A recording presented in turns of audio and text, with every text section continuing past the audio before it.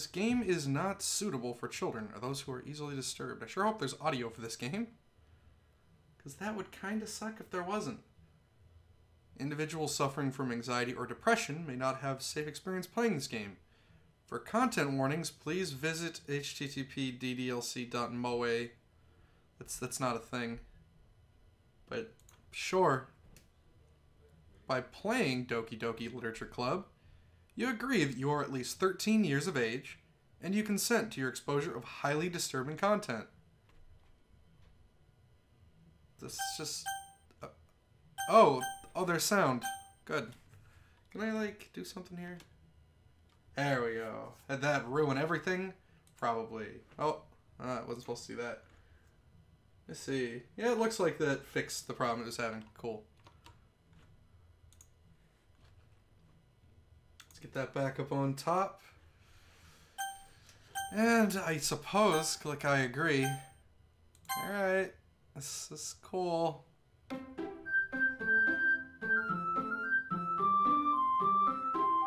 Song is happy.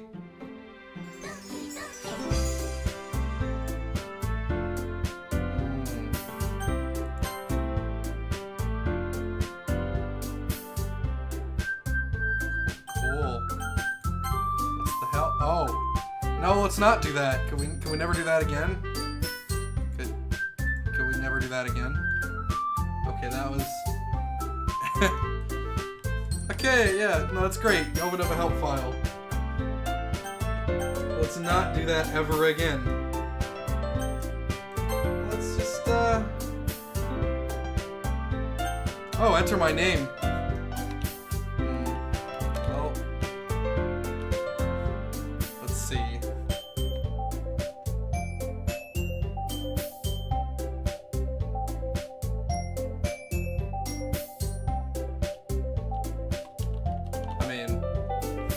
Go with the obvious, right?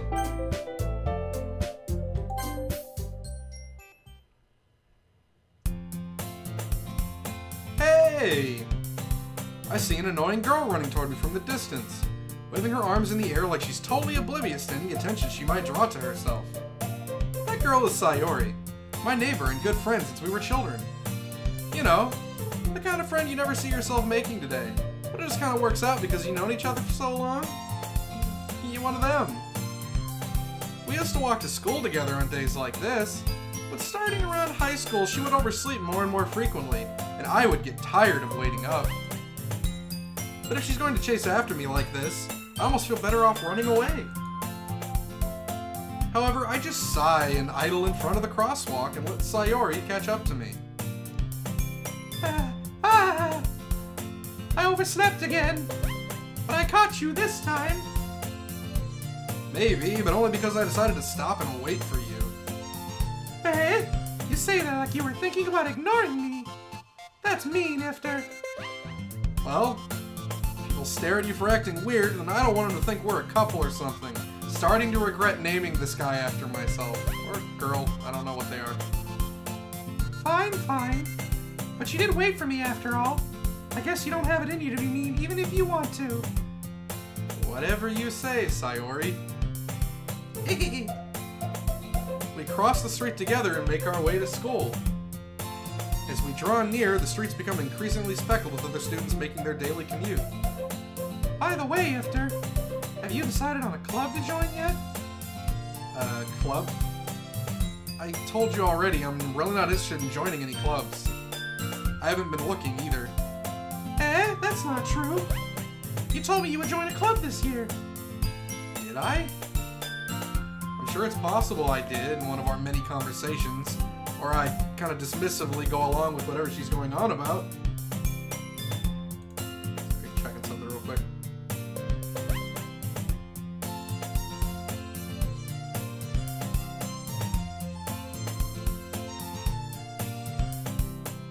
Sayori likes to worry a little too much about me, when I'm perfectly content just getting by on the average while spending my free time on games and anime. Uh-huh.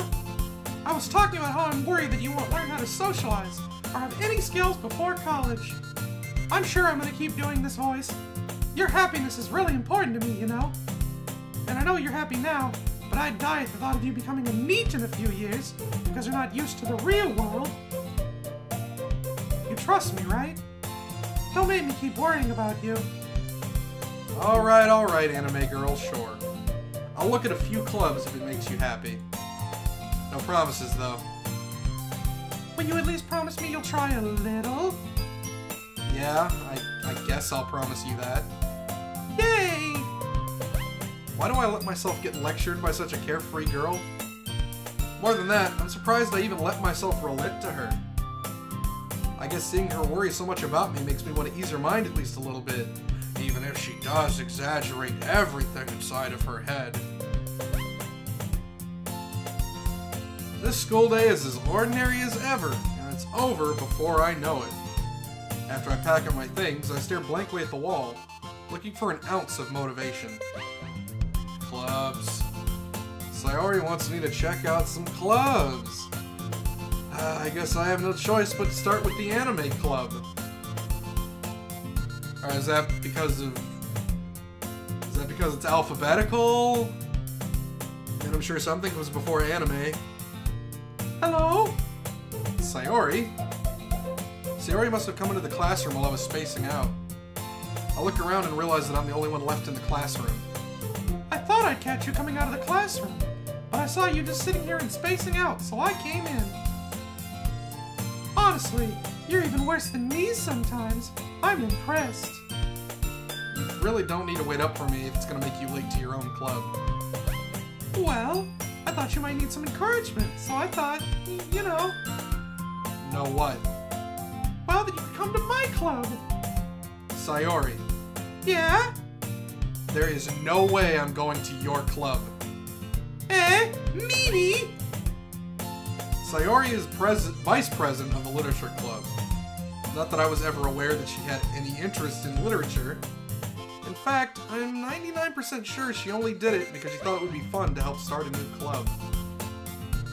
Since she was the first one to show interest after the one who proposed the club, she inherited the title of vice president. That said, my interest in literature is guaranteed to be even less. Yeah, I'm gonna go to the anime club. Come on, please. Why do you care so much anyway? Well, I kinda told the club yesterday I would bring in a new member. And Natsuki made cupcakes and everything. Don't make promises you can't keep. I can't tell if Sayori is really that much of an airhead or if she's so cunning as to have planned all of this out. I let out a long sigh. Fine. I'll stop by for a cupcake, okay? Yes, let's go. And thus, today marks the day I sold my soul for a cupcake. Really setting the bar high. I dejectedly follow Sayori across the school and upstairs, a section of the school I rarely visit, being generally used for third-year classes and activities. Sayori, full of energy as always, swings open the classroom door. Everyone, the new member is here! I told you, don't call me a new member. Eh? I glance around the room. Welcome to the Literature Club. It's a pleasure meeting you. Sayori always says nice things about you. Seriously? You brought a boy? Way to kill the atmosphere. Oh, Ifter, what a surprise. I don't have 4 women voices. The 3 I have are already pretty terrible. This isn't gonna be you. That will not be your voice.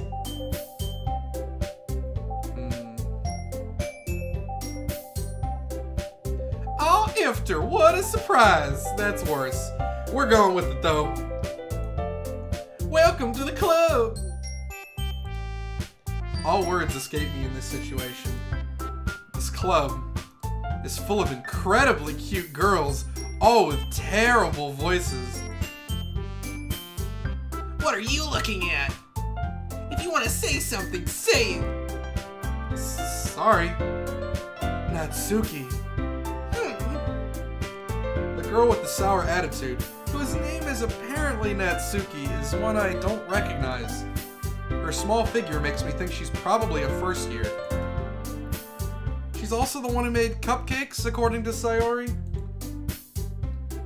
You can... oh, hey. You can just ignore her when she gets moody. That's right, that was your voice. Sayori says that quietly into my ear, then turns back towards the other girls. Anyway, this is Natsuki, always full of energy. And this is Yuri, the smartest in the club.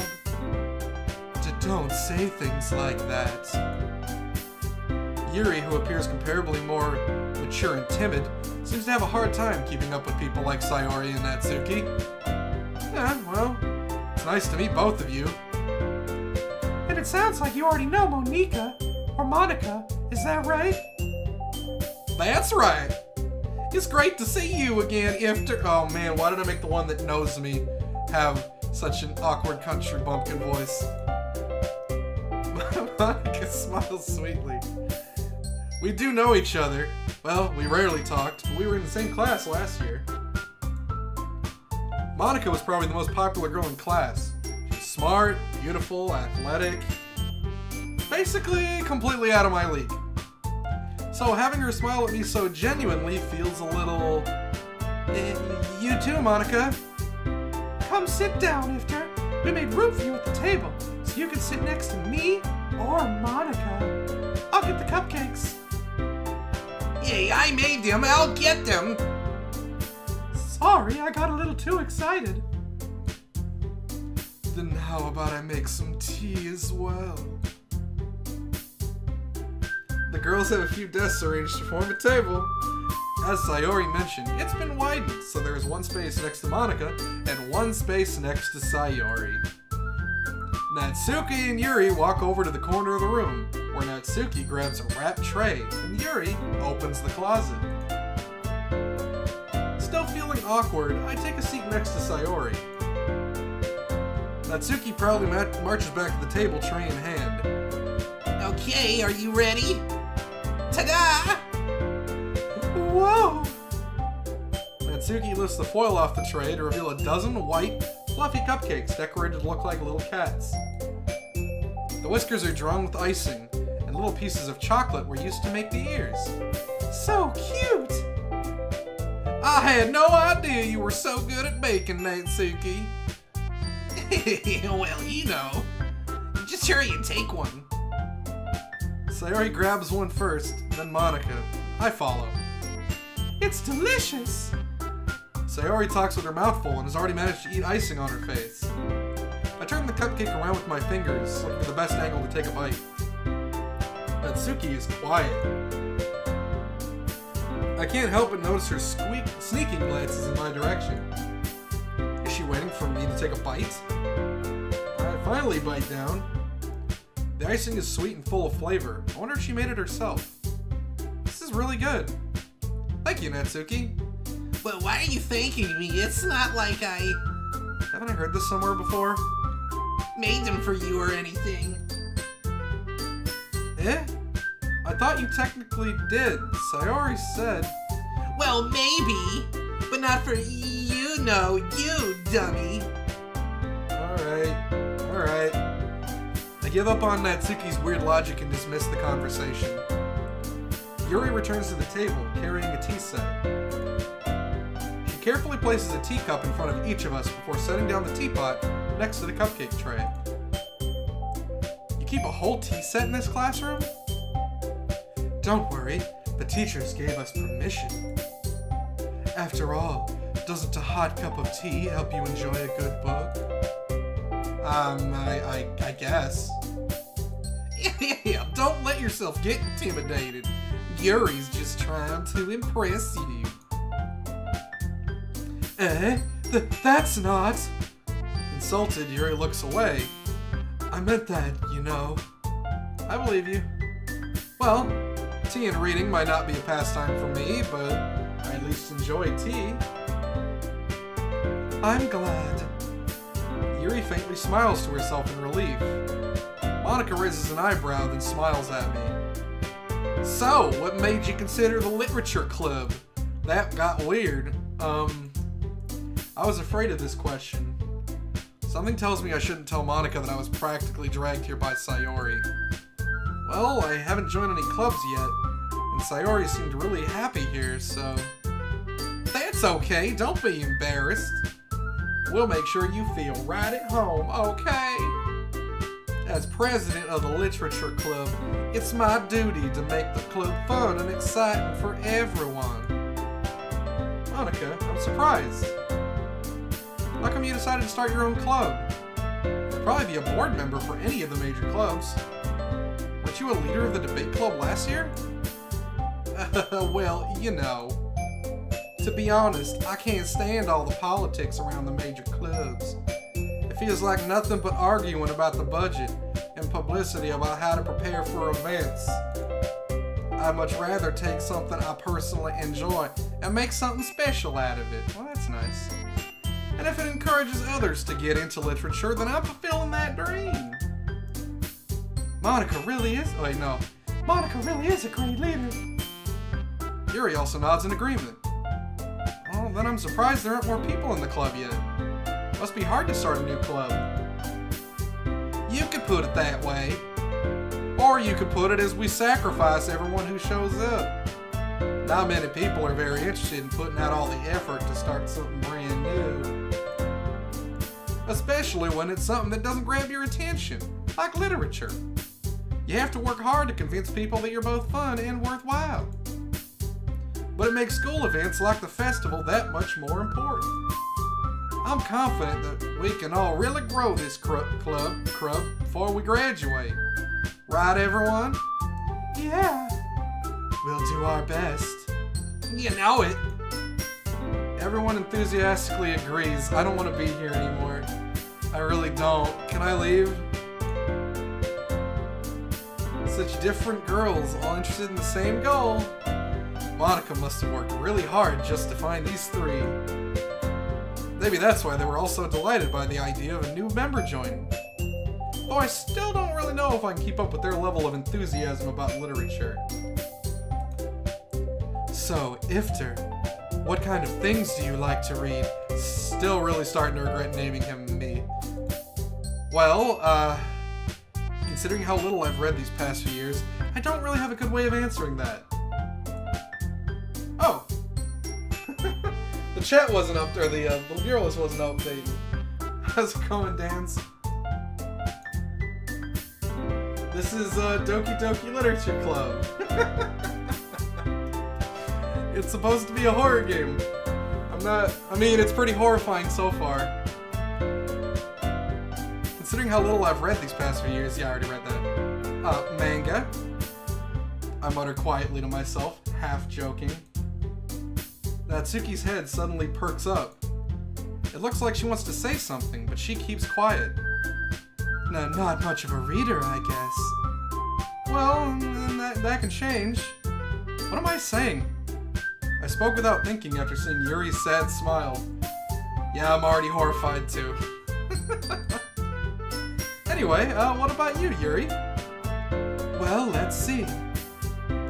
Yuri traces the rim of her teacup with her finger.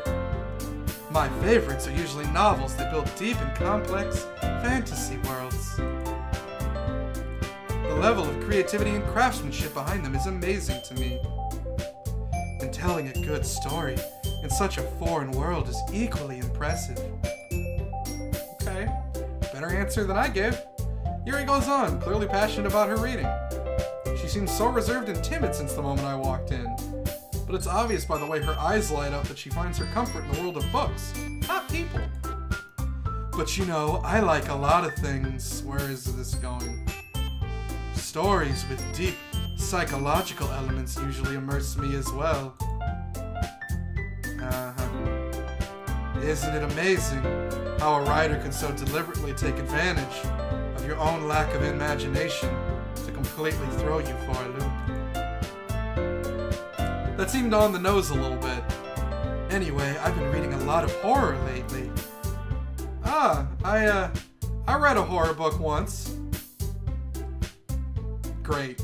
I desperately grasp something I can relate to at the minimal level. At this rate, Yuri might as well be having a conversation with a rock. Really? I wouldn't have expected that, Yuri. For someone as gentle as you. I guess you could say that. But if a story makes me think, or takes me to another world, then I really can't put it down. Surreal horror is often very successful at changing the way you look at the world, if only for a brief moment. Ugh, I hate horror.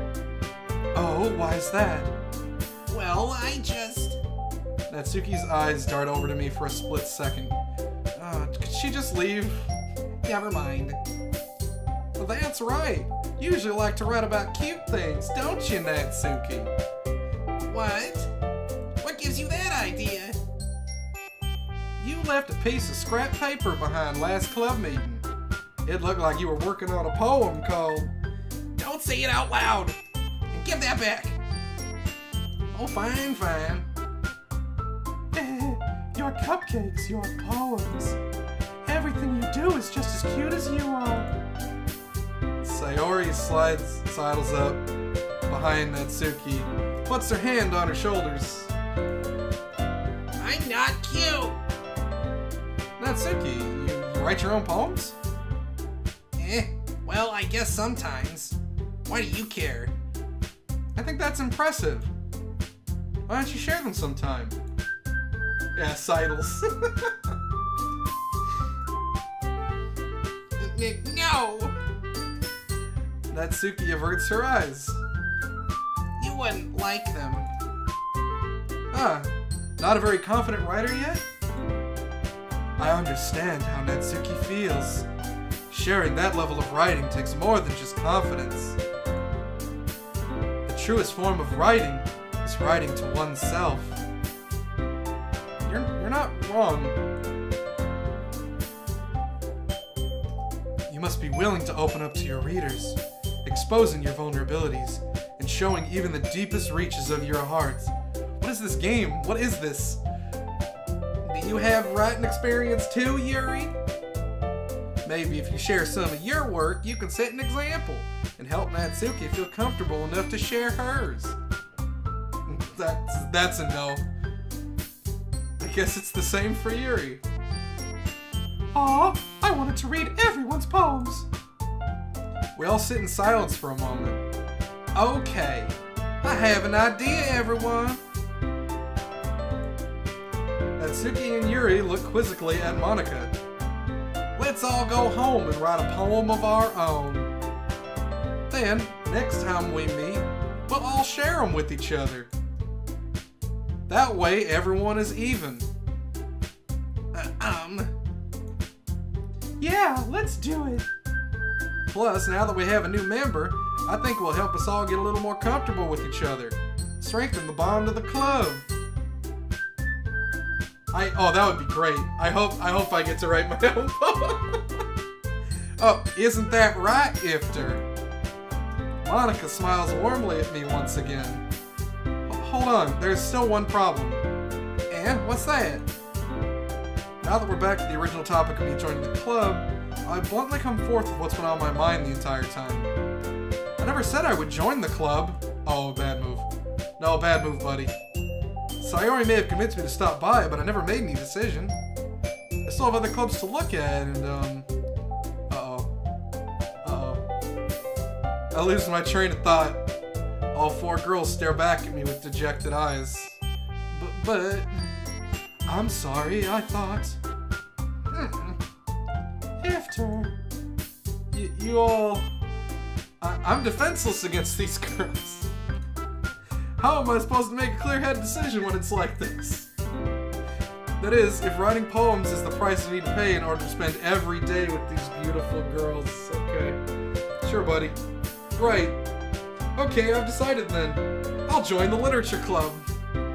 One by one, the girls' eyes light up. Yes, I'm so happy. Sayori wraps her arms around me, jumping up and down. Hey! You really did scare me for a moment. Oh my god. If you really just came for the cupcakes, I would be super pissed. Now that makes it official. Welcome to the literature club. Thanks, I guess. Okay, everyone. I think with that, we can officially end today's meeting on a good note. Everyone remember tonight's assignment? I mean, I probably would have just come for the cupcakes, too. Write a poem to bring to the next meeting so we can all share. Monica looks over at me once more. Ifter, I look forward to seeing how you express yourself. Big slappy.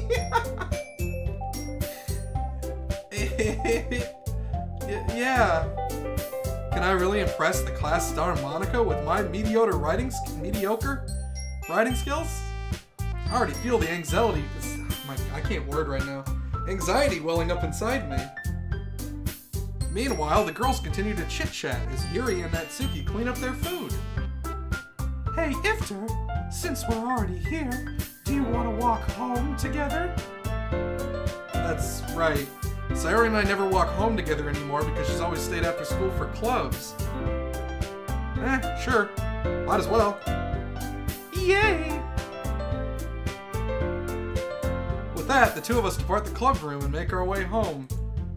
The whole way, my mind wanders back and forth between the four girls. Sayori, Natsuki, Yuri, and of course, Monica.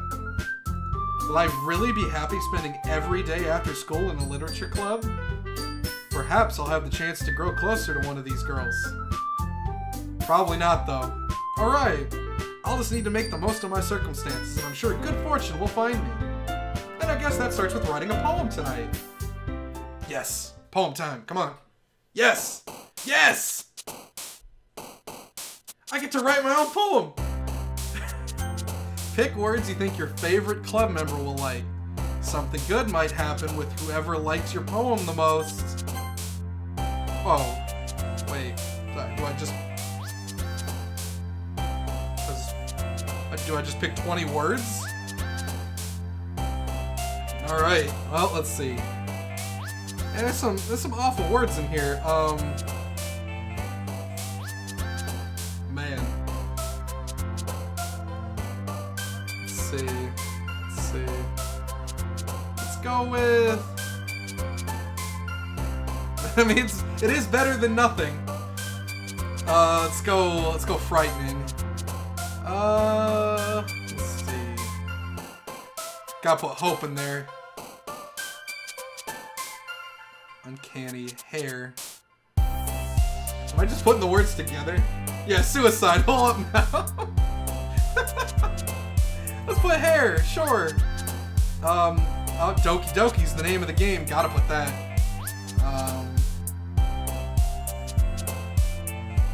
Entropy. Sure.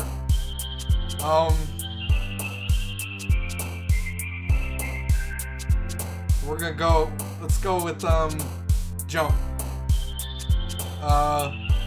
Okay. What's sticking out to me here? Let's go with unending. Vacation. Oh, I hope kawaii comes up. Frightening hope hair Doki Doki. Cheeks. Are they jumping when I pick words they like? Or are they just dancing in general? I can't tell. Let's go with lipstick. Okay, she likes lipstick. I think that is what's happening. The one I gave the worst voice to is the one that I'm going to get. Cool. I mean, that serves me right. Precious. Oh, kitty. Oh, boop's in there. Gotta put boop in there. Let's see. Pink.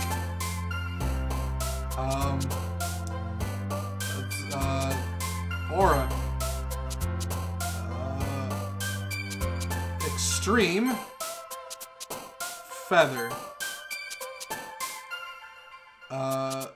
Bunny. Infinite. Secretive. Philosophy. Yeah, why isn't the fourth girl there? I don't know what that... Oh. Hi again, Ifter. Glad to see you didn't run away on us. Ha ha ha. Don't worry. This might be a little strange for me, but I at least kept my word. Now prepare yourself for the best poem ever written. I'm back at the literature club. I was the last to come in, so everyone else is already hanging out. Thanks for keeping your promise, Ifter. I hope this isn't too overwhelming of a commitment for you, making you dive head first into literature when you're not accustomed to it. Oh, come on, like he deserves any slack. Sayori told me you didn't even want to join any clubs this year. And last year, too. I don't know if you plan to just come here and hang out or what. But if you don't take us seriously, then you won't see the end of it. These anime girls' hands behind back freaking poses. They're very generic. Natsuki, you certainly have a big mouth for someone who keeps her manga collection in the club room. Natsuki finds herself stuck between saying Monica and manga. Manga is Manga is literature. There we go. Swiftly defeated, Natsuki plops back into her seat. Don't worry, guys. Ifter always gives it his best as long as he's having fun. You don't know me like that. He helps me with busy work without me even asking. Like cooking, cleaning my room. How dependable. Sayori, that's because your room is so messy it's distracting. Wait, she's your neighbor. Why is her room being messy a distraction? What? And you almost set your house on fire once. Well, I mean, that's a concern. Is that so? You two are really good friends, aren't you? You're really tall. I might be a little jealous. How come? You and Ifter can become good friends too. So Sayori... Hmm? As usual, Sayori seems oblivious to the weird situation she just put me into. Oh! Yuri even brought you something today, you know. Well, wait, Sayori? Eh? Me? I'm not really. Don't be shy. It's really nothing. What is it? Never mind. Sayori made it sound like a big deal when it's really not. Oh, what do I do? I'm sorry, Yuri, I wasn't thinking. I guess that means it's up to me to rescue the situation. What are you doing? Hey, don't worry about it. It's okay, it's cool. First, I wasn't expecting anything in the first place. It's all good. Any nice gesture from you is a pleasant surprise. It'll make me happy, no matter what. Is that so? Yeah, I won't make it a big deal if you don't want it to be. Oh, please tell me, yeah. I want to be able to read it. Alright. Well, here. Yuri reaches into her bag and pulls out a book. I didn't want you to feel left out. So I picked out a book I thought you might enjoy. It's a short read, so it should keep your attention, even if you don't usually read. What are you handing me? And we could, you know, discuss it if you wanted. This is... How is this girl accidentally being so cute? Kawaii. Kawaii. Horror, knife, cat, turtle. River, boop. She even picked out a book she thinks I'll like, despite me not reading much. Yuri, thank you. I'll definitely read this.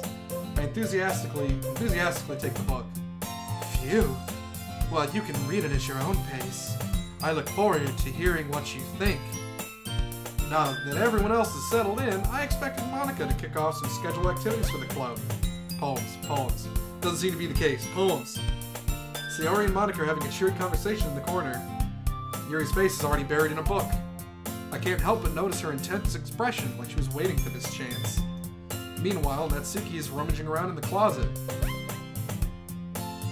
Man, it looks like no one wants to be bothered today. I slumped down into the nearest desk. How am I supposed to occupy myself with something literature-related by myself like this? Oh, well, I guess I could always read some of that literature that girl just handed me, but that, I don't know, that sounds iffy to me. Feeling a little too tired for the whole reading thing. I could probably fall asleep right now. I closed my eyes and ended up listening in on Sayori's conversation with Monica. Wait, I don't even see a closet in this room.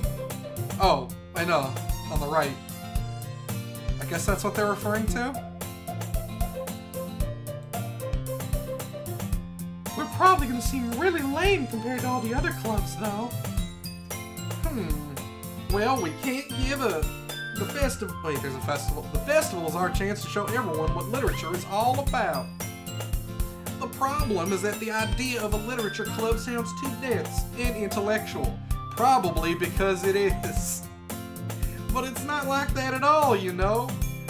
We just need a way of showing that to everyone. Something that speaks to their creative minds.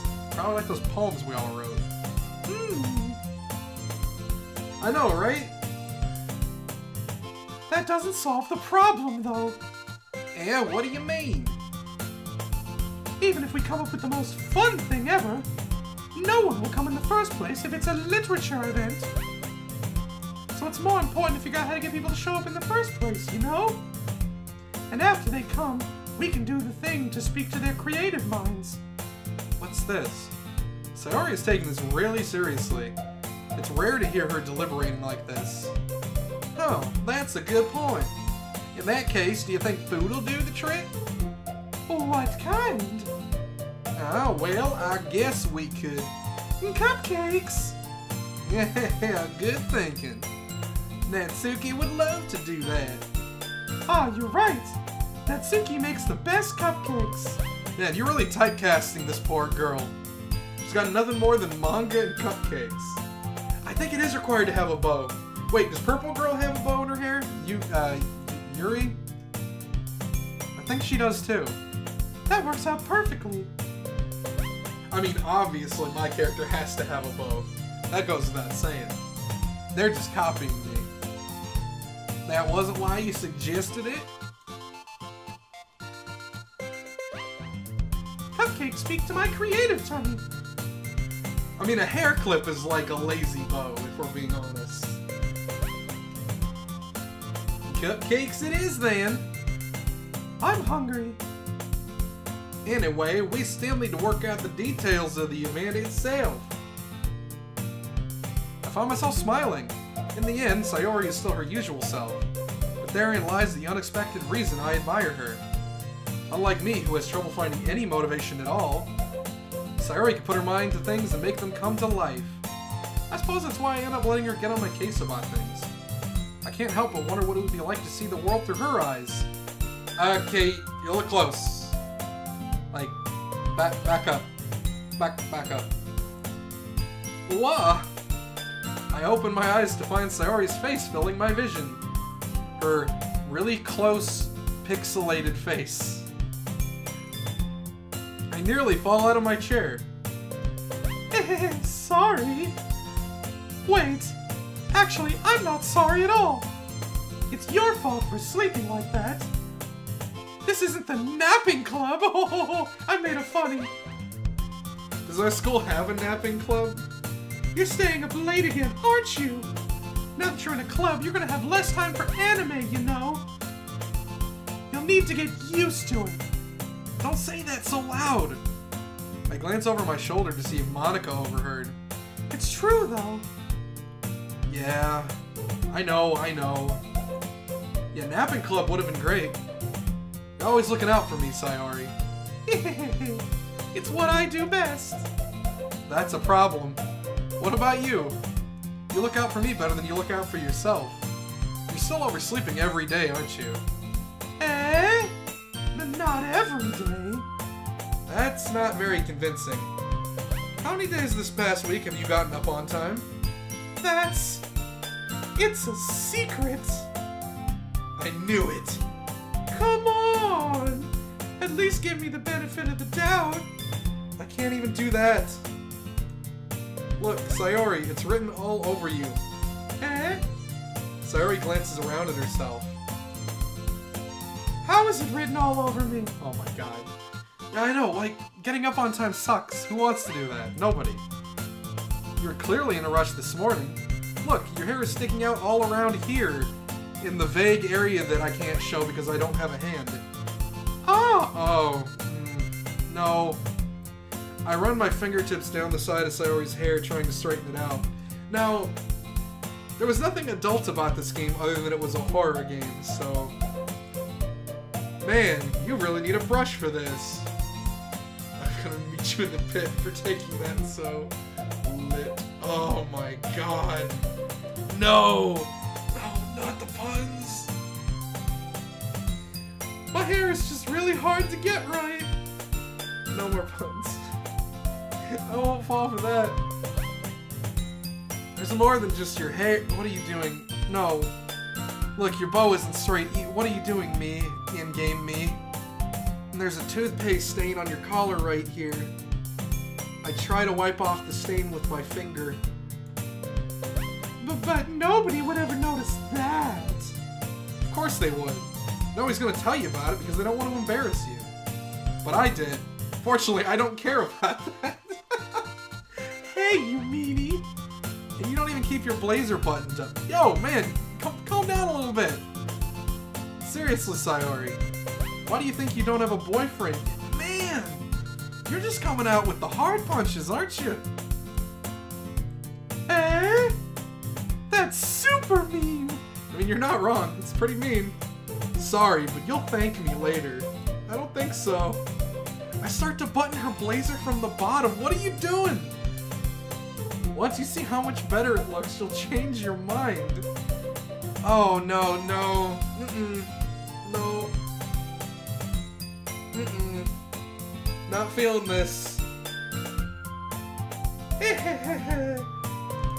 Oh, this is so funny. What is? Well, I was just thinking how weird it is to have a friend who does these kinds of things. Don't say that. You'll make me feel weird about it, stupid. You should feel weird about it. It's okay, though. I'm happy we're like this. Aren't you? I guess. Hey, be careful. The button might come off. Why is this one so hard to close? I struggle to fully close the button near her chest. No, in-game me is awful. I don't like in-game me. What is gonna happen? I might just have to... Let's see. Does this thing even fit you properly? It did when I bought it. Sigh.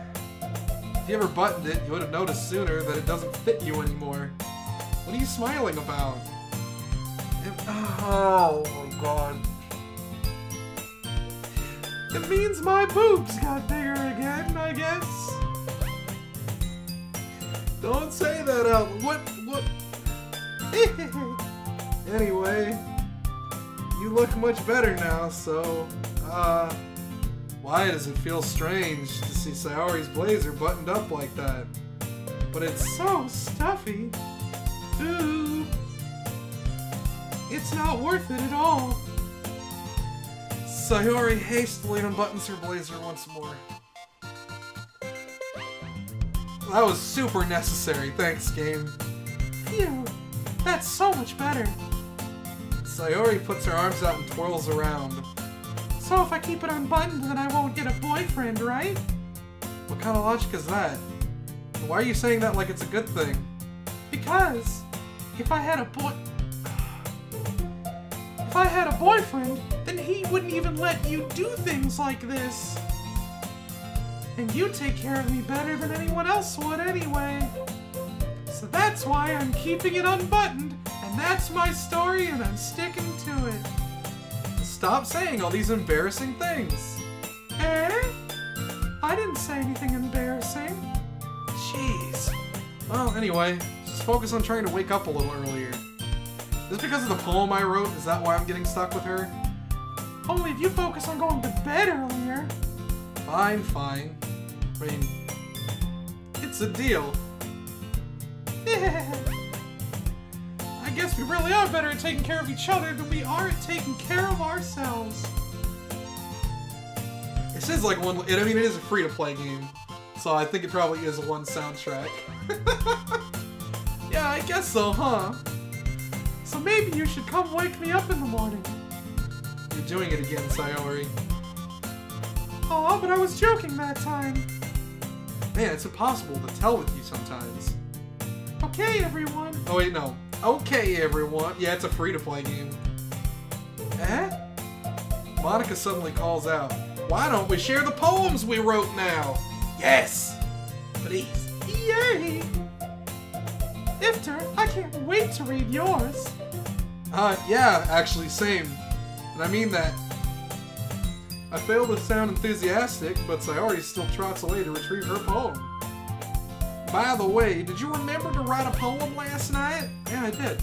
Yeah? My relaxation ends. I can't believe I agreed to do something so embarrassing. I couldn't really find much inspiration since I've never really done this before. Well, now that everyone's ready, why don't you find someone to share with? I can't wait! Sayori and Monica enthusiastically pull out their poems. Sayori's is on a wrinkled sheet of loose leaf torn from the spiral notebook. On the other hand, Monica wrote hers in a composition notebook. I can already see Monica's pristine handwriting from where I sit. Natsuki and Yuri reluctantly comply as well, reaching into their bags. I do the same myself. Oh boy! I don't know why. I kind of want to save. Oh boy, who should we show our poem to? I know, right? Like, I don't care what materials they're using.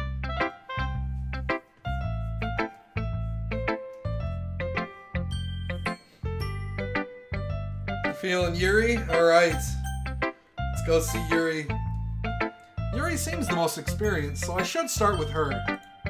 I can trust her opinion to be fair. Yeah. She does have a hair clip, you weren't wrong. It is like a lazy bow. Terrible. Yuri stares at the poem. A minute passes, more than enough for her to finish reading.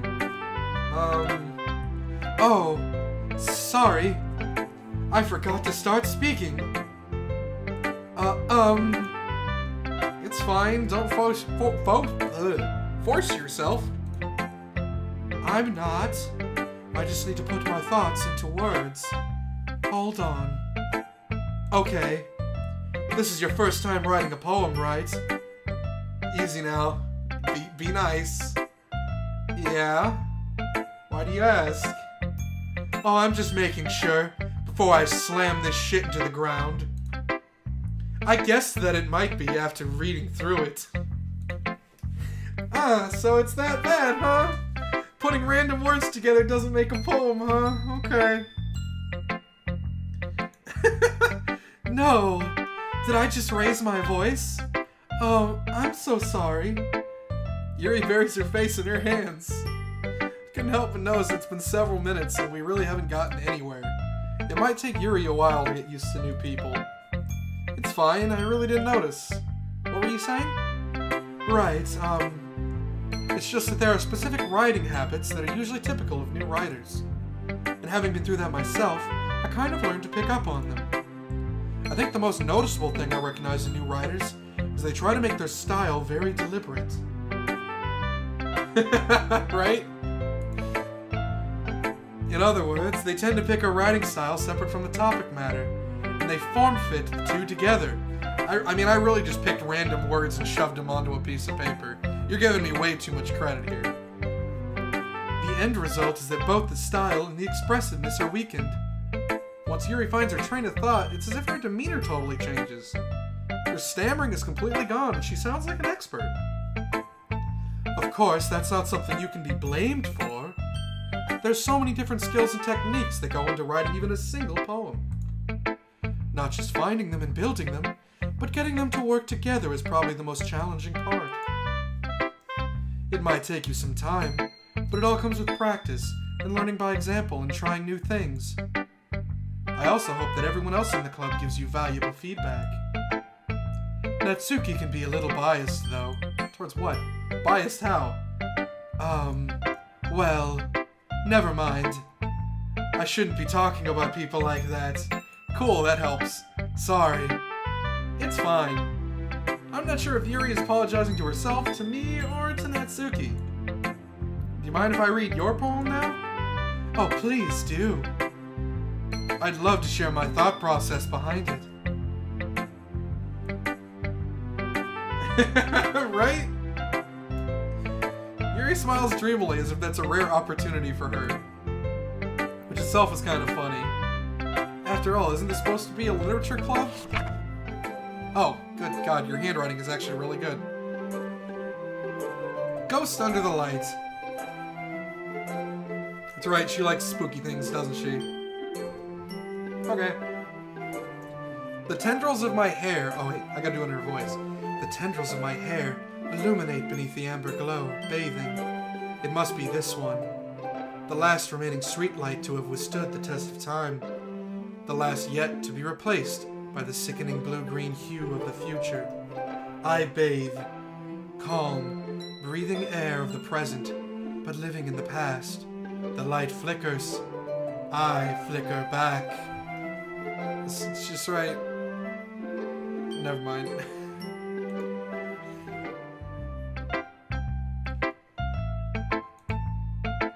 I'm sorry I have such terrible handwriting. Yeah, okay. What? I wasn't thinking that at all. But it took you a long time to read. Did it actually time me? Well, I just don't read script very often. I actually think your handwriting is pretty. That's a relief. Also, I like the poem. Even though it's short, it was really descriptive. It wasn't too short. I usually write longer poems. Not at all. I'm, well, really glad you like it. I'll be honest. Since it's our first time sharing, I wanted to write something a little more mild. Hey there, Avocado. How's it going? Something easy to digest, I suppose. Are you into ghosts, Yuri? Hoo-hoo. Actually, the story isn't about a ghost at all, Ifter. You're just a stupid idiot. Well, good. Really? I must have totally missed the point. Hey, Carrots. Well, I suppose you did only glance over it after all. But remember that poets often express their own thoughts, feelings, and experiences in their work. I'm not going to ask you how you're doing because you're just a butt.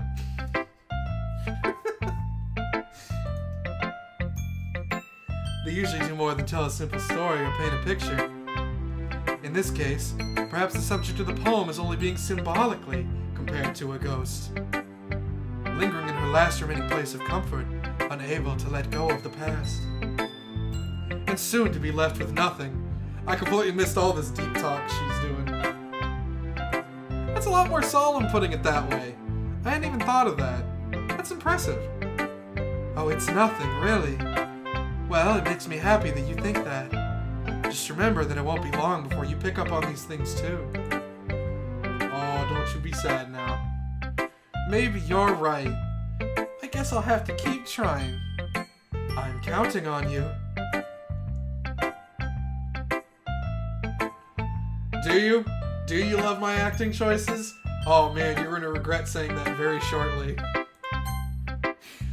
You're gonna regret that very shortly. Well, let's see. Oh, Monica next. You want Monica next? Alright. It's gonna be fitting considering you guys live in Texas. Oh, hi, Ifter. Having a good time so far? Yeah? Good, I'm glad to hear it. By the way, since you're new and everything, if you ever have any suggestions for the club, like new activities, or things we can do better, I'm always listening. Cause I'm doing a southern accent. Don't be afraid to bring things up, okay? Alright, I'll keep that in mind. Yeah, her green eyes are really bright. Of course I'll be afraid to bring things up. I'm much better off just going with the flow until I'm more settled in. Anyway, wanna share your poem with me? It's kind of embarrassing, but I guess I have to. Why do they write laughter for these characters so much? Don't worry, Ifter. We're all a little embarrassed today, you know. but it's that sort of barrier that we'll all learn to get past soon. Yeah, that's true. I hand Monica my poem.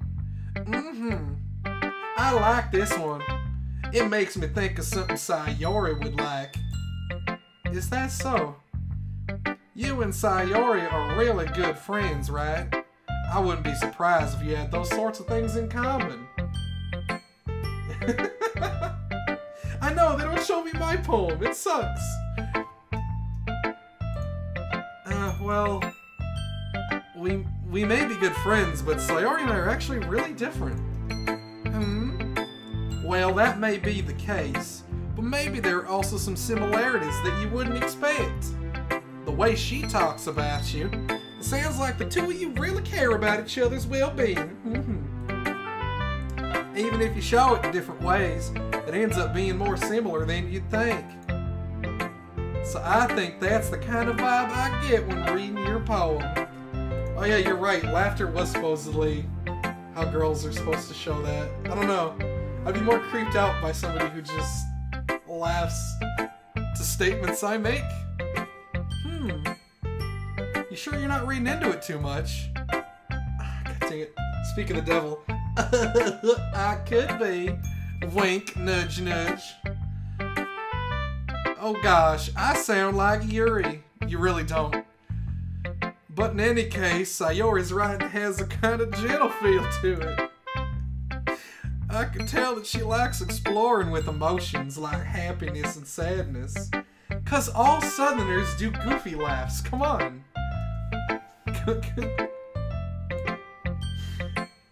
Needs more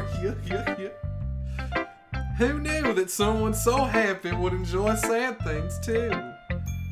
Yeah, that's totally unexpected. Well, to each their own. And you shouldn't be afraid to experiment a little bit either. I'm sure I'll end up trying different things a lot. It could take a while before I feel comfortable doing this. That's okay. I'd love to see you try new things. That's the best way to find the kind of style that suits you.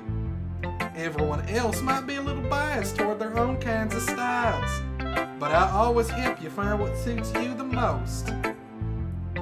So don't force yourself to write the way everyone else wants you to write. Has she been giving me tips and I haven't been paying attention? It's not like you have to worry about impressing them or anything.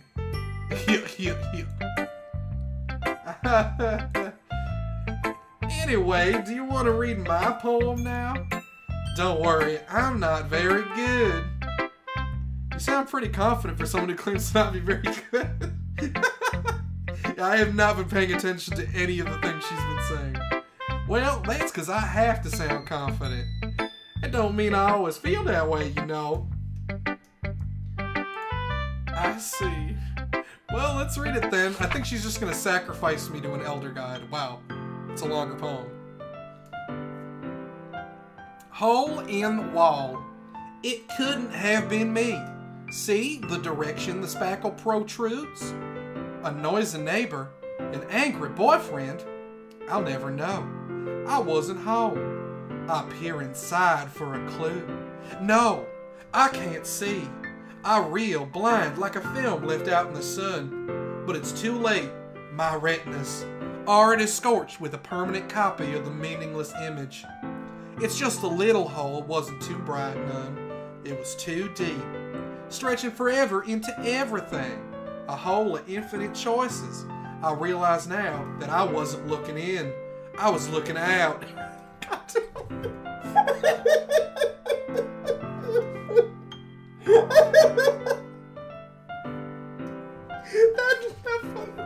That line was just terrible. Oh God.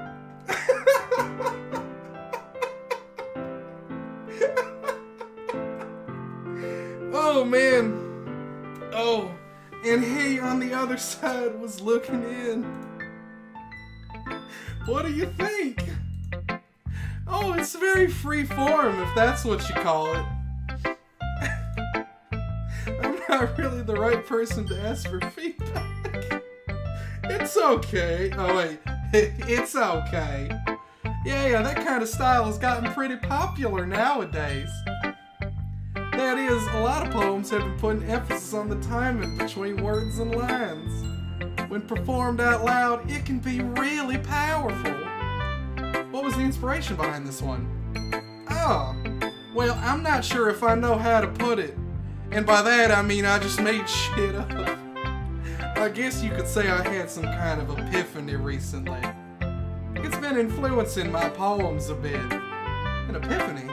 Yeah, something like that. I'm kind of nervous to talk about deep stuff like that, because it's kind of coming on strongly. Maybe after everyone's better friends with each other. Anyway, here's Monica's writing tip of the day. Okay, I mean, you're just gonna start it like that, sure. Sometimes when you're writing a poem, or a story, your brain gets too fixated on a specific point. If you try so hard to make it perfect, you'll never make any progress.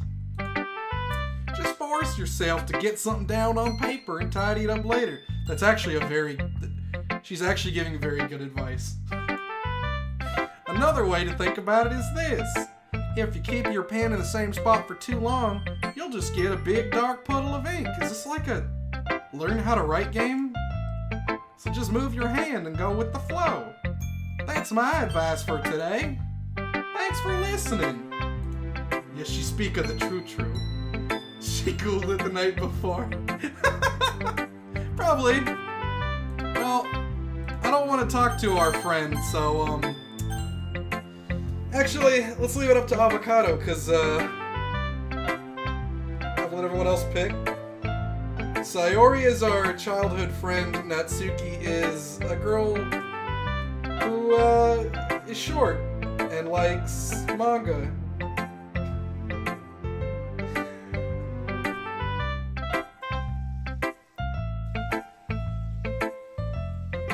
This song is killing me. Do they have like a... No, return. You want Sayori? Alright. Let's go with Sayori. Here we go. Oh my goodness! This is so good, Ifter! Eh? I love it! Probably. Yeah, she does actually. You're right. She has 2 hair buzz. I had no idea you were such a good writer. Sayori, you must be seriously overreacting. I'm not a good writer at all. I honestly have no idea what I'm doing. You can't take your decision back. It's too late.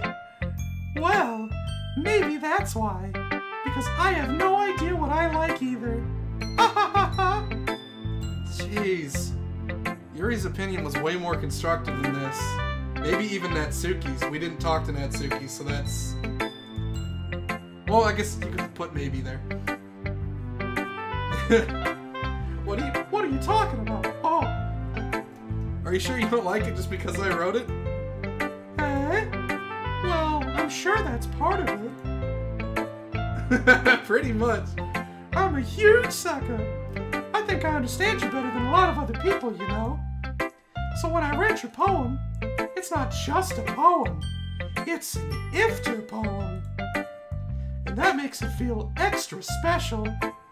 Like I can feel your feelings in it. Sayori hugs the sheet against her chest. You're so weird, Sayori. I'm really happy just that you wrote one. It just reminds me of how you're really a part of the club now. Not to mention the fact that I'm standing in front of you in the club room? Well, of course. I'm not really into it yet, but that doesn't mean I'll break my promise. See? It's like I said before, Ifter. Deep down, you're not selfish at all, you know? Trying new things like this for other people, that's something that only really good people do. Thanks, Sayori, thanks. I'm not sure Sayori sees the full picture of my motive here. Then again, I can't deny that she's part of the reason I joined. Knowing how much this means to her and all. Yeah, and I'm gonna make sure you have lots of fun here, okay? Yeah, it's gonna be great. That'll be my way of thanking you. Alright, I'm gonna hold you to that then. Yay! Now you'll read my poem too, right? get this. We'll see about that.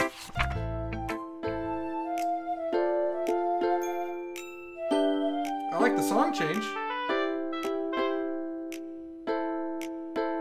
Dear Sunshine, the way you glow through my blinds in the morning, it makes me feel like you missed me. Kissing my forehead to help me out of bed, making me rub the sleepy from my eyes. Are you asking me to come out and play? Are you trusting me to wish away a rainy day? I look above, the sky is blue. It's a secret, but I trust you too. If it wasn't for you, I could sleep forever. But I'm not mad. I want breakfast. Okay. Sure, Sayori. I don't trust Sayori in general. Sayori? This is just a guess, but did you wait until this morning to write this? No! Well, I mean, just a little bit. You can't answer just a little bit to a yes or no question. I forgot to do it last night as I do the finger thing here. Well, at least that makes me feel a little bit better about myself. I just put words together to make a poem randomly chosen from a list of 20. Don't be mean. I still tried my best. Yeah. I didn't mean to say that it was a bad poem. It came out nice, or how should I put it? It sounds just like you. That is not at all a backhanded compliment. Alright. Really? Yeah. Especially that last line. I made eggs and toast. Even though you were late to school? It's bad to skip breakfast. I get all cranky. Well, I guess there's no point in arguing. Anyway, thanks for showing me. This was so much fun. Monica's the best. Yeah. But next time, I won't forget. And I'm gonna write the best poem ever. You'll see. Well, I guess I look forward to it. So, okay. So you giving me the choice of who to talk to was completely pointless. Could have been done in any order. Could have been done in any order. Maybe it matters. I don't know. Alright, here we go. Oh god. Alright. Voice number 4, 3, 4. Well, it's about what I expected from someone like you. That's a little blunt. Well, excuse me. It's not like I said it was bad. She does have 3 ribbons. Did she always have 3? Did she? Wait, no, you picked Monica. Yeah, you picked Monica. Is she like growing ribbons? She's just gonna like get more? They technically have a ribbon around their neck too, so she's got 4 ribbons. It's not like I said it was bad. It just didn't evoke any emotions. So basically, it's not cute enough for your tastes. You're so selfish. Do you want to get smacked? I'll pass. Well, anyway, I guess I need to show you mine. Not that you'll like it. The ribbons mean that they're gaining power, Carrots. Eagles can fly. Monkeys can climb. Crickets can leap. Horses can race. And owls can seek. Cheetahs can run. Eagles can fly. People can try. But that's about it.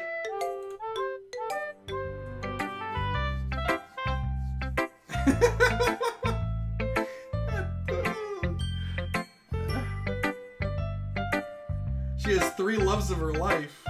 Oh, because of ribbons. Oh, that's interesting. Yeah. I told you that you weren't gonna like it. Well, I do like it, so take that. You suck. What? Just be honest. I am. Why are you so convinced that I wouldn't like it? Well, because everyone in high school thinks that writing has to be all sophisticated and stuff. So people don't even take my writing seriously. But But isn't the point of poems for people to express themselves? Your writing style wouldn't make your message any less valid. Yes, exactly. I like when it's easy to read, but it hits you hard. Like in this poem. Seeing everyone around you do great things can be really disheartening. What are these life lessons you were just like shoving me? So I decided to write about it. Yeah, I understand. But the other nice thing about simple writing is that it puts more weight on the wordplay. Yeah, I know. Like I set up for a rhyme at the end, but then made it fall flat on purpose. Oh, you. You definitely did that thing that you just said. It helps bring out the feeling in the last line. So you did. I guess more went into it than I realized. She's got the fang. She's got the anime fang. Okay. That's what it means to be a pro. I'm glad you learned something. Didn't expect that from the youngest one here, did you? Yeah, I guess not. I decided to humor her with that last comment. I don't really care how old everyone is, but if Natsuki's feeling proud, then I won't take that away from her. God. Okay. Phew! I guess that's everyone. I glance around the room. That was a little more stressful than I anticipated. It's as if everyone is judging me for my mediocre writing abilities. Even if they're just being nice, there's no way my poems can stand up to theirs. Oh man, JoJo's Bizarre Adventure's the best. Hey, what's up, Valentine? This is a literature club after all. I sigh. I guess that's what I ended up getting myself into. Across the room, Sayori and Monica are happily chatting. My eyes land on Yuri and Natsuki. They gingerly exchange sheets of paper, sharing their respective poems. I'm really into literature. What is this? Oh, it's a club about literature! And girls with ribbons in their hair. And terrible voices. As they read in tandem, I watch each of their expressions change. Natsuki's eyebrows furrow in frustration. Meanwhile, Yuri smiles sadly. What's with this language? Did you say something? Oh, it's nothing. Natsuki dismissively returns the poem to the desk with one hand. There's a ribbon thief about. I guess you could say it's fancy. Ah, thanks. Yours is, cute. Cute? Did you completely miss the symbolism or something? It's clearly about the feeling of giving up. How can that be cute? I know that. I just meant the language, I guess. I was trying to say something nice. You mean you have to try that hard to come up with something nice to say? Thanks, but it really didn't come out nice at all. Well, I do have a couple suggestions. If I was looking for suggestions, I would have asked someone who actually liked it. Which people did, by the way. Sayori liked it, and Ifter did too. So based on that, I'll gladly give you some suggestions of my own. First of all... Excuse me, you're so boring. I appreciate the offer, but I spent a long time establishing my writing style. Actually, it's pretty good. I don't expect it to change anytime soon. Unless, of course, I come across something particularly inspiring. She didn't sound this asshole-ish before, but I think the way she's talking just requires it. Which I haven't yet. And Ifter liked my poem too, you know. He even told me he was impressed by it. Natsuki suddenly stands up. Oh! I didn't realize you were so invested in trying to impress our new member, Yuri. That's not what I... You're just... Yuri stands up as well. Mildly. I might be taking a little bit from that. Maybe you're just jealous that Ifter appreciates my advice more than he appreciated yours. Oh, there's no love triangle going to be happening. There's no love happening here at all. And how do you know he didn't appreciate my advice more? Are you that full of yourself? No. If I was full of myself, I would deliberately go out of my way to make everything I do overly cutesy. Is everyone okay? Well, you know what? I wasn't the one whose boobs magically grew a size bigger as soon as Ifter started showing up. Natsuki. Natsuki, that's a little... This does... Oh, wait. Oh, I can't do... This doesn't involve you. I don't like fighting, guys. Suddenly, both girls turned towards me as if they just noticed I was standing there. Ifter, she's just trying to make me look bad. That's not true. She started it.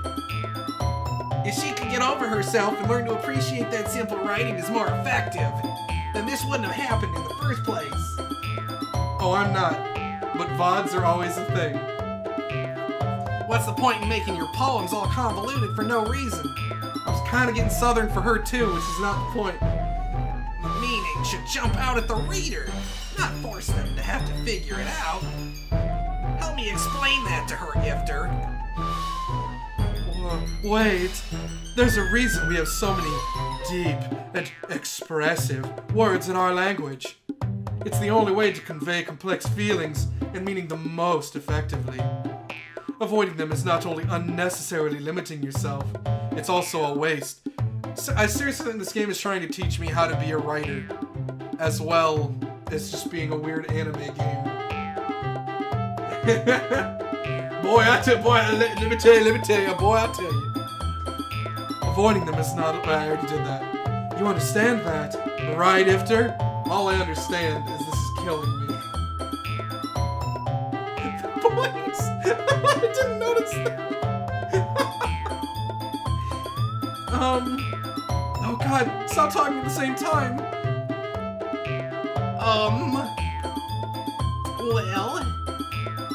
How did I get dragged into this in the first place? It's not like I know anything about writing, but whomever I agree with, they'll probably think more highly of me. Alright! Let's all vote. I'll be the tiebreaker, I guess. Probably won't need to be one, because there's 4 of you.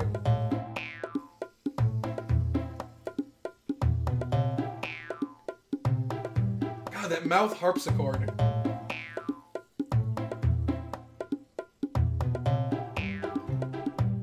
Now we got 1 for Sayori. That's 2 for Sayori. That's 1 for Natsuki. Alright. Alright there, Carrots. If Carrots isn't there, we're just gonna have to go with Sayori.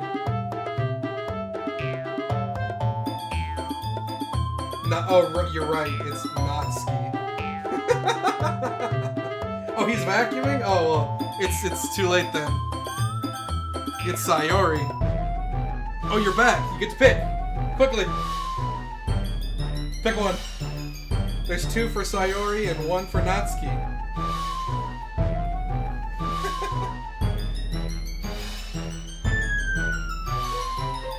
Quickly. Sayori. Oh, that's 3 for Sayori. All right. That's a slam dunk right there. Natsuki. Natsuki glares at me, drawing up any words I had in my mouth. So instead, I turn to Yuri. Yuri? But Yuri's expression is so defenseless that I can't bring myself to say anything to her. Sayori? Huh? Yeah. Everyone's fighting is making Sayori uncomfortable. How can the 2 of you keep fighting when you know you're making your friend feel like this? Way to pass the buck there, bro. Ifter. Well, that's her problem. This isn't about her. I agree. It's unfair for others to interject their own feelings into our conflict. Yeah, unless Sayori wants to tell Yuri what a stuck-up jerk she's being. She would never. It's your immaturity that's made her upset in the first place. Excuse me? Are you listening to yourself? This is exactly why nobody likes... Stop! Natsuki, Yuri, you guys are my friends. I just want everyone to get along and be happy. My friends are wonderful people, and I love them because of their differences.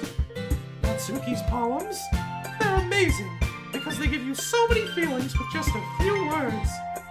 Bring out the acoustic. And Yuri's poems are amazing because they paint beautiful pictures in your head.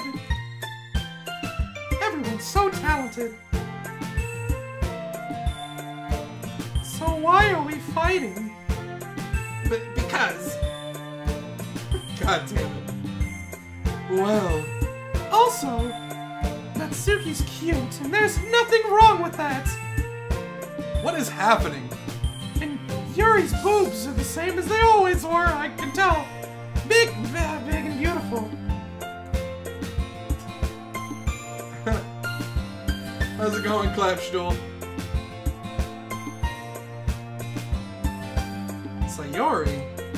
Sayori stands triumphantly. Monica stands behind her with a bewildered expression. I'll make some tea. Yuri rushes off. Pretty much.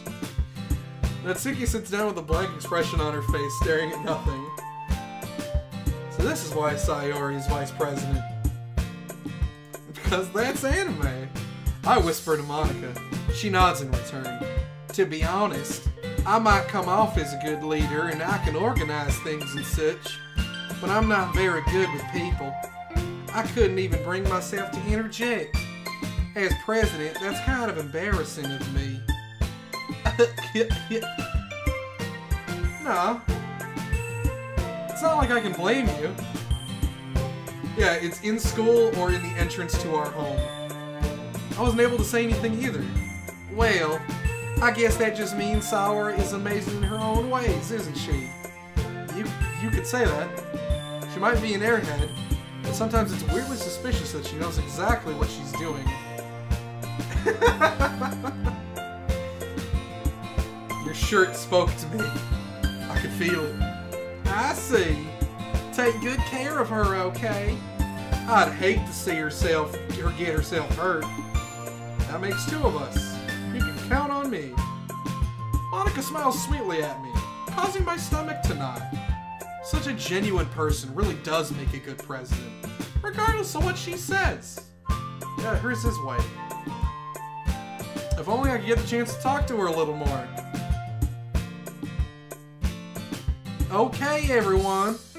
It's just about time for us to leave. Is a robot or an alien? It might be. How did y'all feel about sharing your poems? It was a lot of fun. Well, I'd say it was worth it. It was alright. Well, mostly. Ifter, how about you? Yeah, I'd say the same. It was a neat thing to talk about with everyone. Awesome. In that case, we'll do the same thing tomorrow. Oh, please no. And maybe you'll learn something from your friends, too. So your poems will turn out even better. I think to myself, I did learn a little more about the kinds of poems everyone likes. Nope, none of that exists. Impossible. With any luck, that means I can do a better job impressing those I want to impress. I nod to myself with newfound determination. Ifter, are you ready to walk home? Oh, thanks for the host. Appreciate it.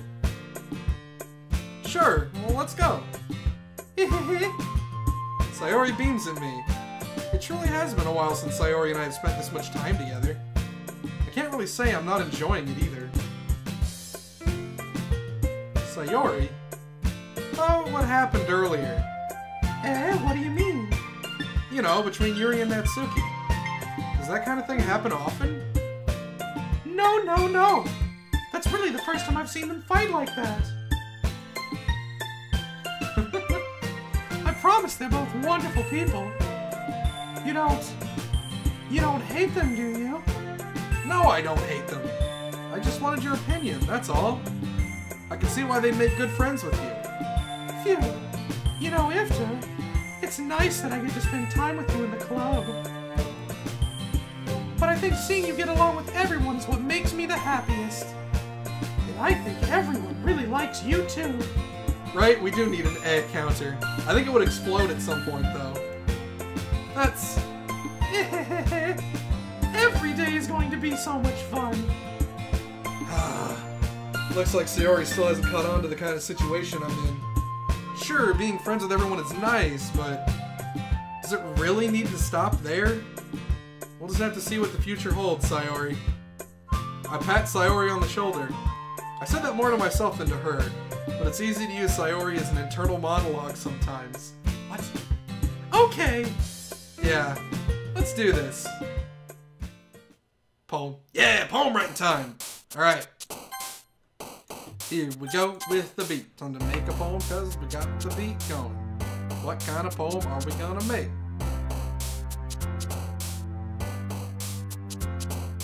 What kind of poem are we gonna make? Well, there is Valentine. I guess it would be unfair not to.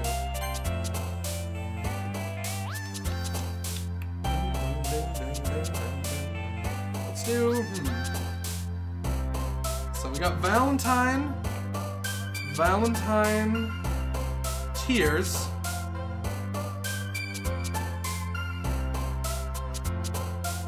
Valentine Tears Sensation, Ribbon. Oh, I picked two things. Don't know what the second one was. Hey, let's go back. I did just say. Let's see what it is. Alright, so it was, what was it? Oh, they changed them! They're not the same! No! Anime.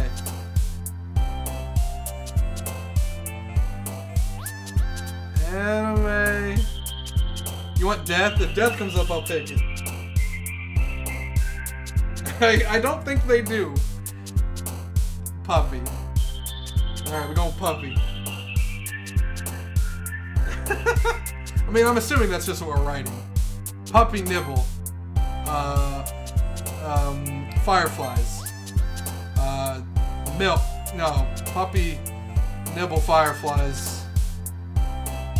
Lucky. Bliss.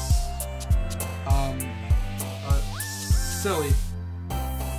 Fluffy. Rose. Hope, sugar, blanket, Papa, Papa bless, no, Papa party, boop, kiss, ribbon, gotta have ribbon, there's so many ribbons. Skirt, pink skirt, cage, extraordinary. Vibrant. Socks. Kawaii. Yeah, we did it. I'm sorry, guys. I was picking random. Whoever danced is apparently who I was. Oh no! I dropped a thing. Anime puppy nibble fireflies. Lucky Bliss, Silly Fluffy Rose, Hope Sugar Blanket, Papa Party Boop, Kiss Ribbon Vibrant Socks Kawaii. How's it going, Fluffy? Another day passes. It's time for the club meeting already. I've gotten a little more comfortable out here over the past couple days. Oh, Cage should have been in there, you're right. Entering the club room, the usual scene greets me. Hi, Ifter. Yo, Sayori. Looks like you're in a good mood today. And grapes. I'm just still not used to you being in the club, that's all. I see. That's a pretty simple thing to get you in a good mood. But I guess it's always the simple things with you anyway.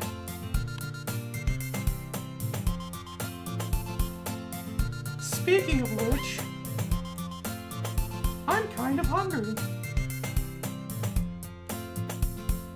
Sorry, I had to check something. Is someone leaving?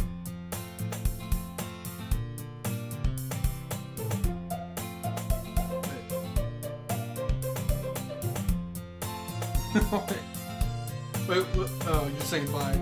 Do you come with me to buy a snack? Omae wa mo shinderu. Oh my, wa mo shinderu. No thanks. Eh? That's not like you at all. I have my reasons. Why don't we take a look at your purse, Sayor? What are we doing now? Eh? What? There's another A. There we go.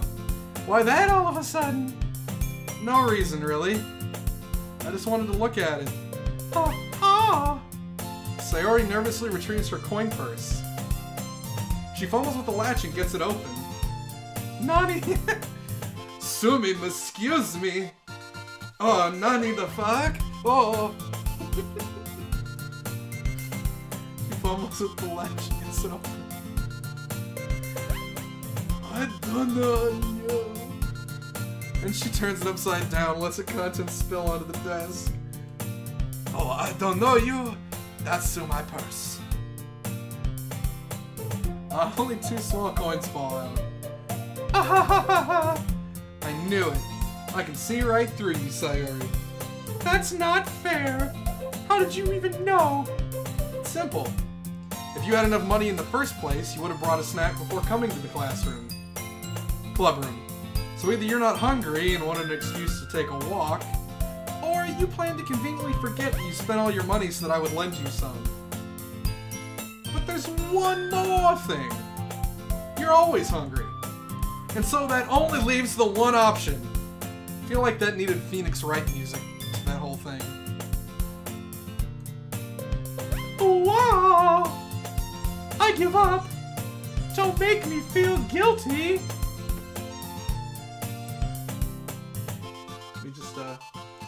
Just a second here. Just a second here.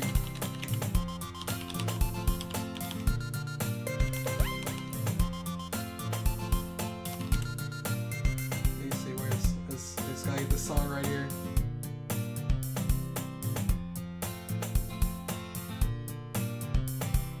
This one? I think this is the one I'm looking for.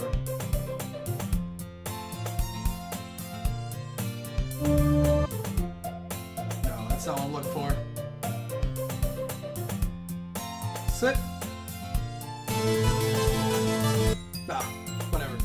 Not worth the time.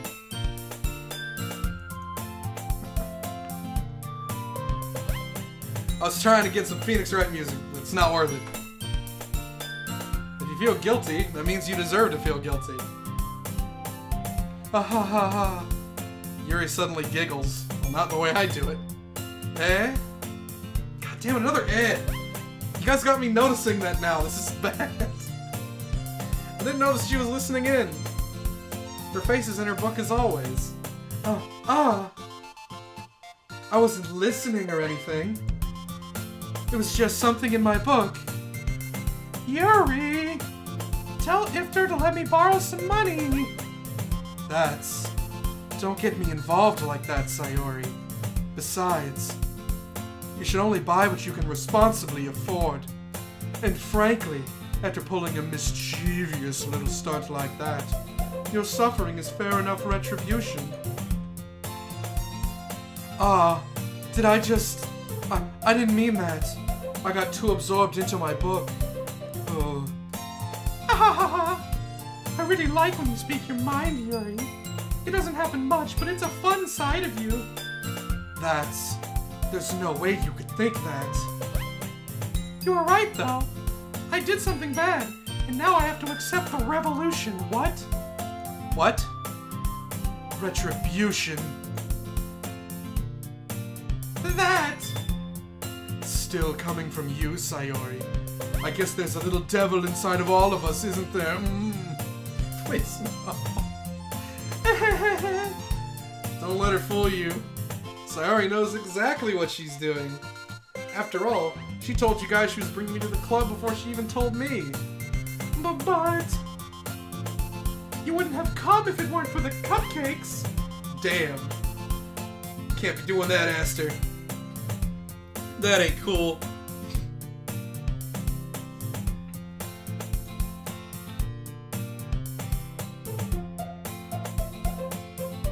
But also has it going. Oh wait, no! Ah! Windows are everywhere! Things are bad! Everything's awful! There we go. So I had to trick Natsuki into making them. Oh, it is. Come on, give me more credit than that, Sayori. Whap. Kyo! Out of nowhere, something smacks Sayori in the face and tumbles onto the desk. Ow! What was... A cookie! Alright, a cookie. Sure enough, it's a giant cookie wrapped in plastic. Sayori glances around. Is this a miracle? It's because I paid my restitution. Retribution. Actually, that one almost worked. I was just gonna give it to you, but then I heard you blab about the cupcakes. It was totally worth seeing your reaction, though. Natsuki? That's so nice of you. I'm so happy. Sayori hugs the cookie. Jeez, just eat it. Sayori rapidly tears open the wrapper and takes a big bite. So good. Sayori suddenly claps her hands over her mouth. I bit my tongue. You're going through a lot over just one cookie. Natsuki takes a bite of her own cookie. Ah, yours looks really good too, Natsuki. Can I try it? You don't need that many. You don't need that many cookies. Jeez, beggars can't be choosers. But yours is chocolate. Yeah, why do you think I gave you that one? Fine. Still, I'm really happy that you shared this one with me. Sayori gets out of her seat and goes behind Natsuki, then wraps her arms around her. Ah, jeez. I get it. Cookie's still in hand, and Natsuki reaches up to nudge Sayori off of her. Sayori suddenly leans down and takes a bite out of Natsuki's cookie. That, out of context, could be awful. In context, it's pretty bad. Hey! Did you seriously just do that? Mouthful, Sayori trots away to safety. Apparently these guys just never go to class. They're always just in a club. I don't even know if there are teachers. Yuri and I laugh as well. Jeez, you're such a kid sometimes. Monica, can you tell Sayori? Eh? Natsuki glances around. That's true, I'm already in the show. Monica isn't in the club room. Yeah, where's Monica anyway? Oh, good question. Have any of you heard anything about her being late today? Not me. Yeah, I haven't either. That's a bit unusual. I hope she's okay. Of course she's okay. She probably just had something to do today. She's pretty popular after all. Eh? You don't think she has a... Oh, I wouldn't be surprised. She's probably more desirable than all of us combined. No, she's dead. She's dead. Sweater looks like Scorpion circa 1990. That's true. Excuse me. Suddenly, the door swings open. Oh. Oh, good. She's here. Sorry. That wasn't it. I'm super sorry. Oh, there you are. I didn't mean to be late. I hope you guys weren't worried or nothing. I'm giving her a James voice. It kind of was. Eh? Monica chose the club over her boyfriend after all. You're so strong-willed. But boyfriend? What on earth you talking about, girl? Monica quizzically glances at me. Never mind that. What held you up anyway? Giving you the business. Oh, well, my last period today was study hall. To be honest, I kinda just lost track of time. That makes no sense, though. You would have heard the bell ring at least. Probably never. Hopefully never. Hopefully they never, ever do the do. The sweaters look more like crooked ham. You know, when you look at it like that, yeah. Oh wait. I must not have heard it, since I was practicing piano.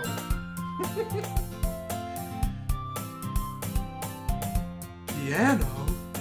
I wasn't aware you played music as well, Monica. Well, I don't really. I mean, I kinda just started recently. I've always wanted to learn to play piano. That's so cool.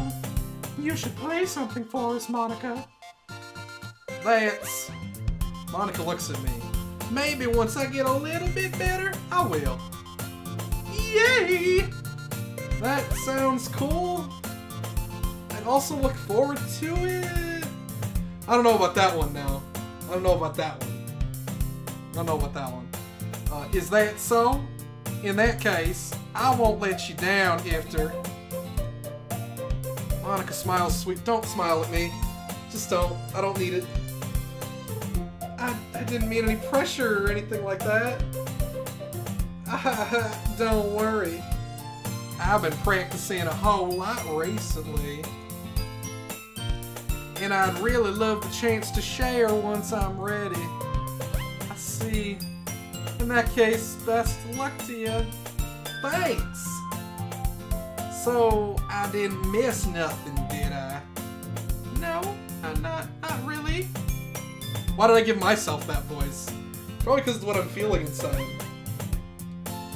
I choose to leave out Sayori's mischievous escapade.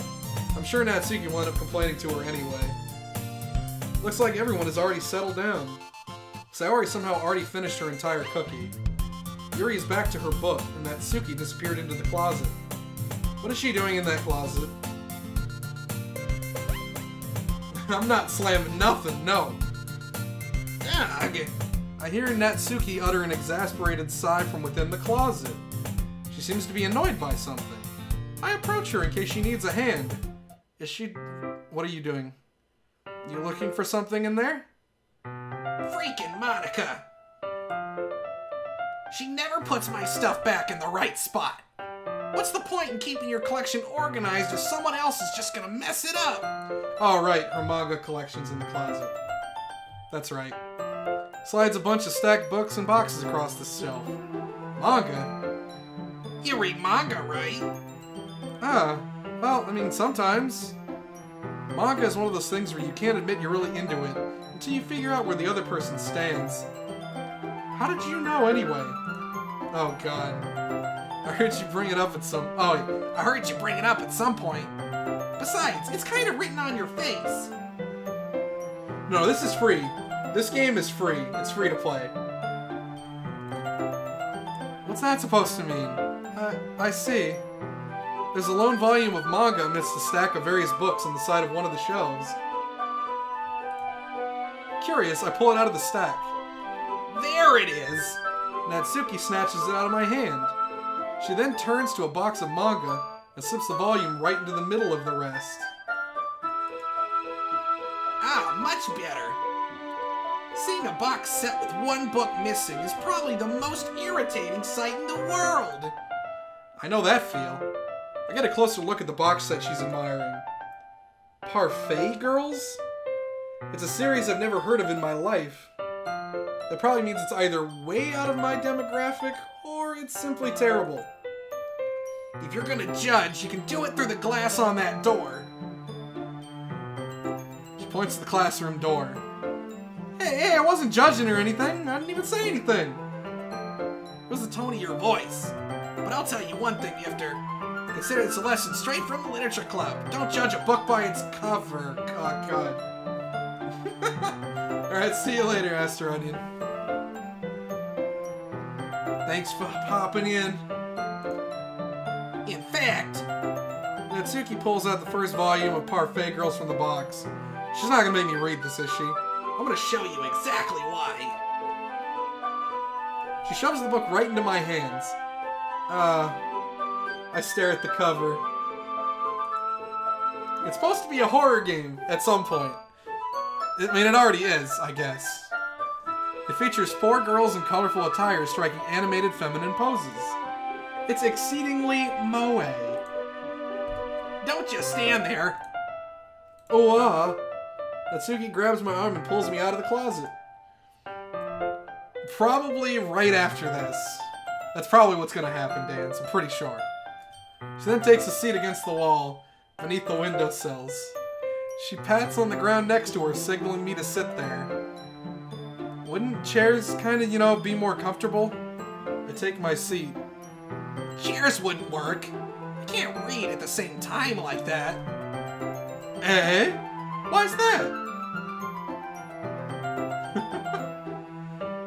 Are you leaving, Clapstool?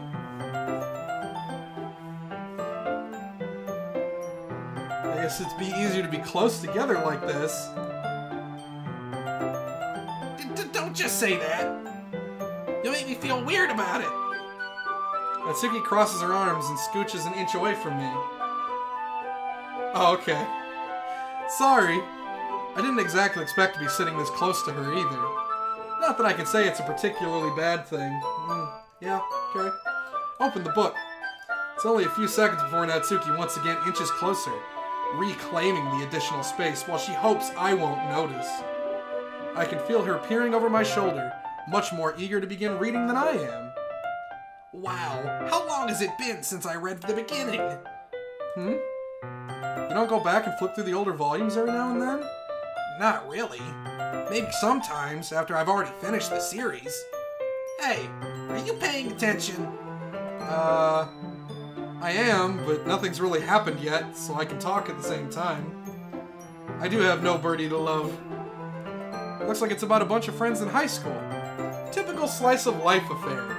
I kinda grew out of these, since it's rare for the writing to be entertaining enough to make up for the lack of plot. So, what should I expect from this? Is it gonna be plot? Well, obviously. You think I would enjoy something that didn't have a plot? I mean, well, I guess I know what you're saying. A lot of the beginning is about simple things. Like there's a really funny chapter where they're obsessed with a guy at the ice cream shop. But that just helps you get to know the characters. And besides, it's still entertaining. But later on, there's all kinds of drama. Like when they get into all their backstories, and when some of the romance starts to happen. That's really what makes it so good. There are so many touching parts. Is that so? Sounds like you really know what you're talking about. Maybe I underestimated you. Oh, God. Hey, wait! What's that supposed to mean? Whoa.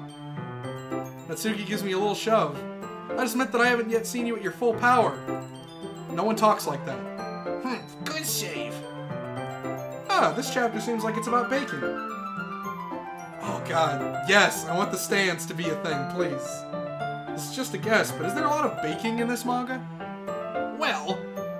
Natsuki pauses for a moment, as if she doesn't want to admit something. She might be Meowth, I might just be doing Pokemon voices. Yeah. Why does that matter? It doesn't, I was just curious. Since you enjoy baking too, right? That's just a coincidence. I just happened to get into baking around the same time I got this manga. Like I would ever get into anything because it's in a manga. I feel bad for anyone that impressionable. Definitely not a coincidence. I guess that would explain Natsuki's interest in baking. Still, of all the hobbies to pick up from a manga, that's probably one of the better ones. Not to mention, she's really good at it, so who am I to judge? That is... okay. Hi. Sup? We read on for a few more minutes. I wonder if any Team Rocket Prawn ever did that show. Probably. No, definitely. There's no doubt. I finished a couple chapters at this point. Are you sure this isn't boring for you? It's not. Even though you're just watching me read? Well, I'm fine with that. I mean, if you say so. I guess it's fun sharing something you like with someone else. I'm just gonna go hide in that closet. Just go in there and hide forever. I always get excited when I convince any of my friends to pick up a series I enjoy. Oh god. Never write those words again. Ever. Never, ever. You know what I mean? You don't? That's not... Well, I wouldn't really know. What do you mean? Don't you share your manga with your friends? Let's see. Natsuke, Meowth, Sayori, Mickey Mouse, Monica Southern Belle, Goofy, Yuri, Snape from It's Leviosa. Aww. Yeah, that's pretty much where we're at right now. Could you not rub it in? Jeez. Ah, sorry. Like I could ever get my friends to read this. They just think manga's for kids. I can't even bring it up without them being all like, you still haven't grown out of that yet? Makes me want to just punch him in the face. Oh gosh, he does have a fang. I know those kinds of people. Honestly, it takes a lot of effort to find friends who don't judge, much less friends who are also into it. I'm already kind of a loser. Thanks, me. So I guess I gravitated toward the other losers over time. Okay, that's that's probably harder for someone like you. Yeah, no wait. Yeah, that's pretty accurate. Wait, which part? I mean, I feel like I can't even keep it in my own room. I don't even know what my dad would do if he found this. At least it's safe here in the club room. Except Monica was kind of a jerk about it. I just can't win, can I? Well, it paid off in the end, didn't it? I mean, here I am, reading it. Well, it's not like that solves any of my problems. Maybe. But at least you're enjoying yourself, right? So... Jeez, that's enough. Are you gonna keep reading or what? Yeah. I flipped the page. Suddenly, Natsuki starts laughing. I totally forgot that happens. Natsuki puts her finger on one of the panels. Minori is my favorite character. You always feel a little bad for her since she's so unlucky. But it gets especially bad when... I shouldn't be talking about that yet. Just finish this chapter. Natsuki's voice sparkles with excitement. So you're not wrong. It's a stark contrast to her usual bossy tone. Bountiful boyfriend had some hot birds. But if she's not used to sharing her favorite manga with her friends, I can understand why. It's hard to express in words the feeling you get when connecting with someone like that. And being able to provide that to Natsuki, for whom it's a rare experience, the thought makes me smile a little to myself. Okay, everyone. Huh? Are y'all ready with today's poems? Oh, come on. Could your chiming be any worse? Sorry. I just needed to make sure we have enough time. Though you do look pretty cozy over there. Oh god. Anthropomorphized tanks. I've seen that game. Natsuki suddenly notices how close she's gotten to me. She hastily slides herself a good 12 inches away from me. Alright, guess I'll stop here for now. I close the book and hand it towards Natsuki. You're just giving it back? Don't you want to know what happens? Yeah, but Monica just said, don't be dumb. Just take it home with you. Is that really alright? I say that mostly because I didn't plan on using my spare time to read this. Oh god, thank you for your service. No. Well, of course. It would take forever to finish if you didn't take it home. Just finish that one before tomorrow so we can start the next one. And if it gets bent, I'll kill you. Okay, that's sane. By tomorrow, I only got partway through the volume so far. I might fall behind on some shows if I try to get through this. Come on. But I suppose that's a necessary sacrifice in exchange for seeing Natsuki's enthusiastic face. Well, how's it going, Winston? Or am I more scared of what will happen if I don't finish it? Alright then. I stand up. I return to where I put my stuff and carefully slip the book into my book bag. Who should I show my poem to first? Oh boy. Actually, can I do... Let's see, what was the thing?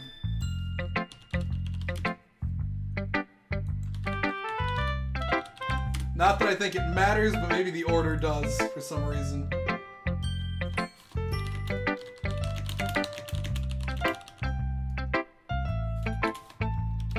Making a thing real quick.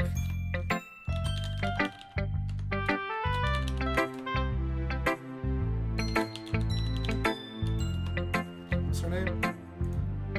There it is.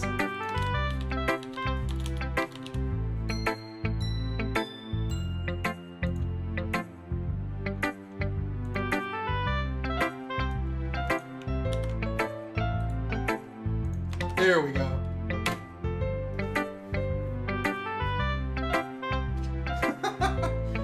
Oh, we're gonna get the boing boing music at some point. Go ahead and vote there on who we should talk to.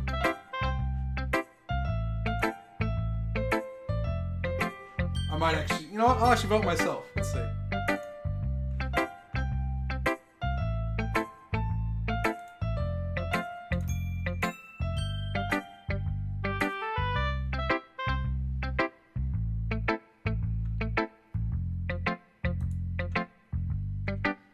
I'll wait here a couple moments. I think we have like a perfect split across the board.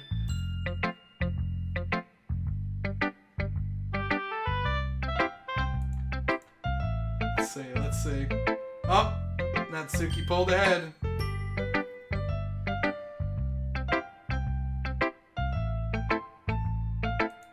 Going once. I know we need 3 more votes. Well, we got 8 people in here, including me. So I think that's all of them, actually. Yep. Wait, no, we're missing 1. But I'm gonna say going once, going twice, and show poem to the exit game option. must be carrots. He's away.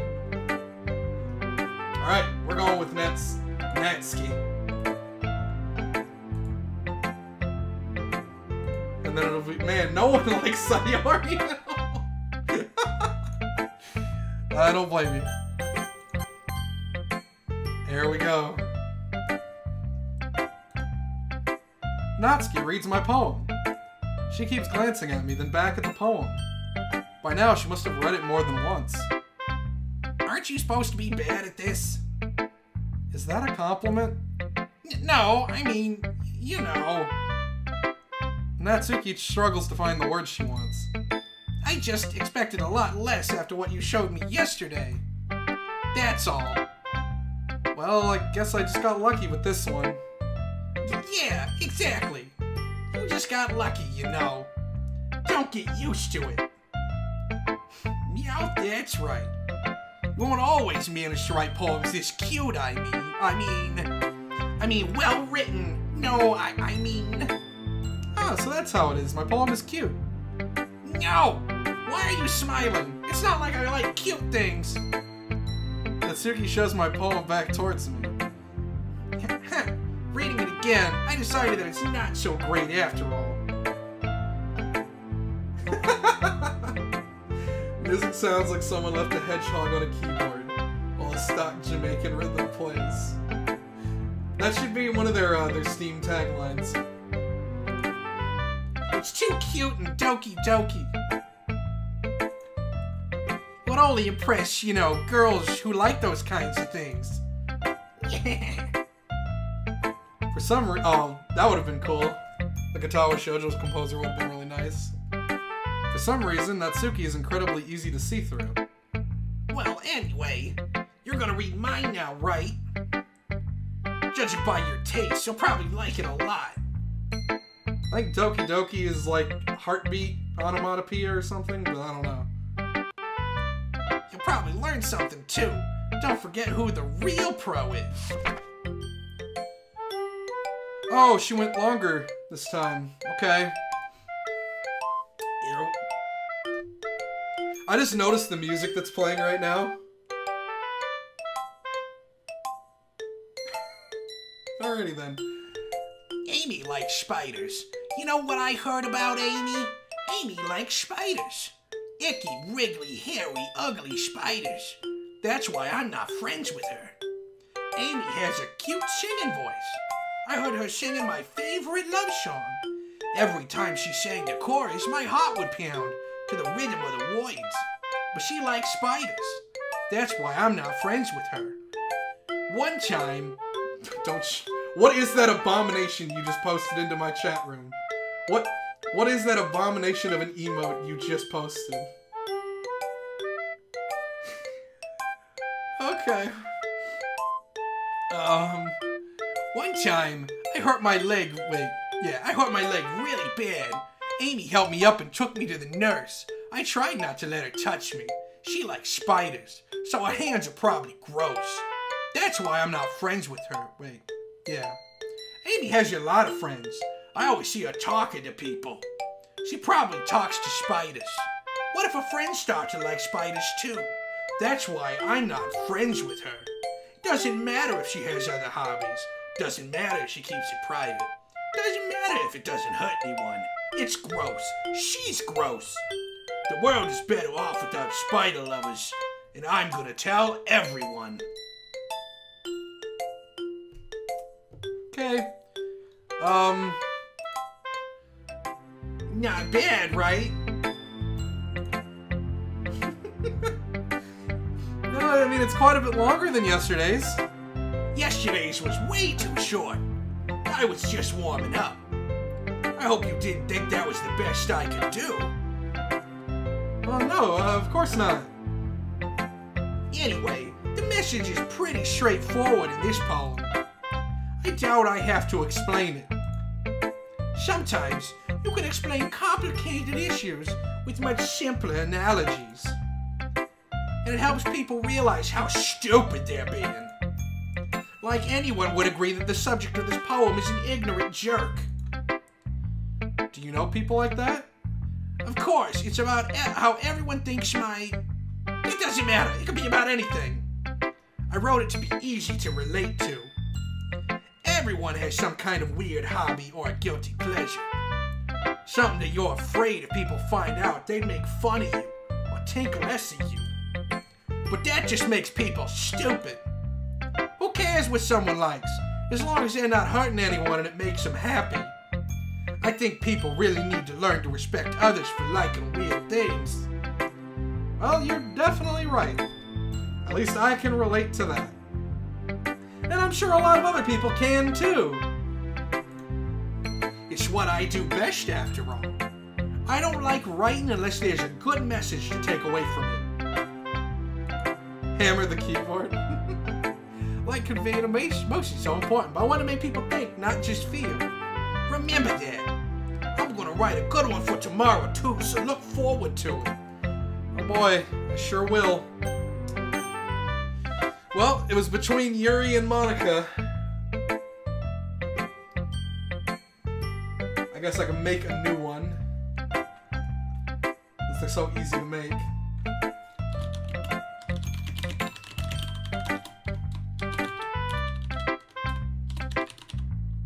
What was it? Yeah.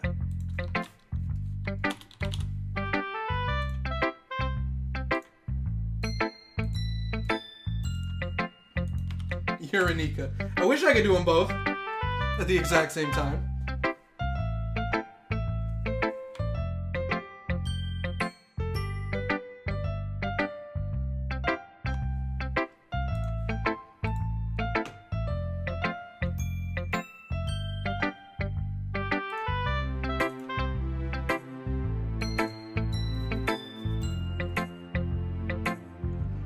Alright, we got 4 votes down. Got 5 votes down. I'll probably wait until it's 6 or 7 again.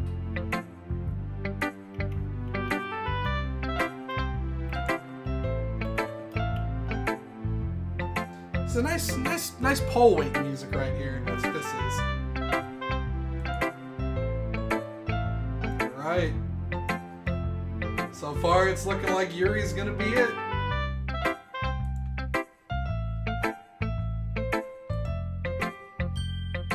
Alright.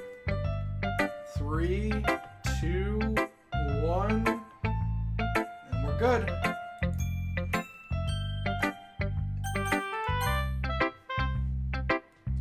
Ah, is it my turn? Let's see how it compares to yesterday's. I see. It's a bit different. I respect you for trying different things, Ifter. Were you inspired by Natsuki's poem? Or Sayori's, perhaps? Well, I guess you could say that. I thought so. I'm happy for you. You don't need to find inspiration in my poems. I write them for myself, not for anyone else. So I don't really, need for people to like them or anything. I don't know, she just sounds like that. Yuri!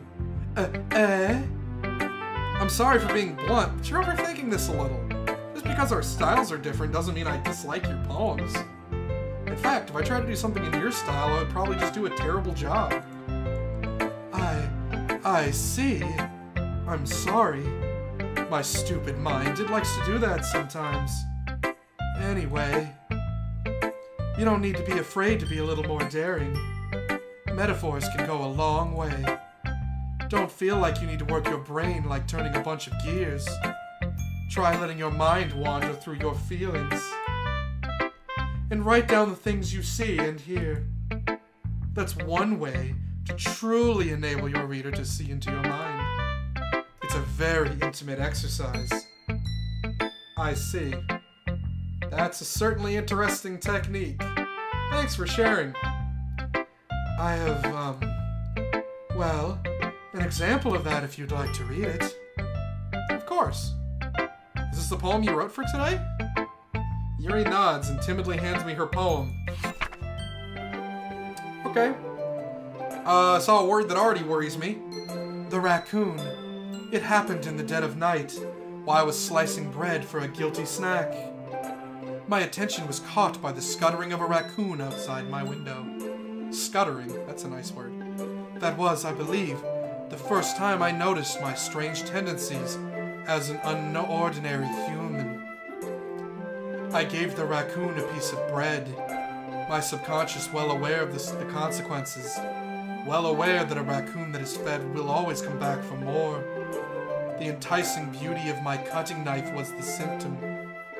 The bread, my hungry curiosity. The raccoon, an urge. The moon increments its phase and reflects that much more light off of my cutting knife. The very same light that glistens in the eyes of my raccoon friend.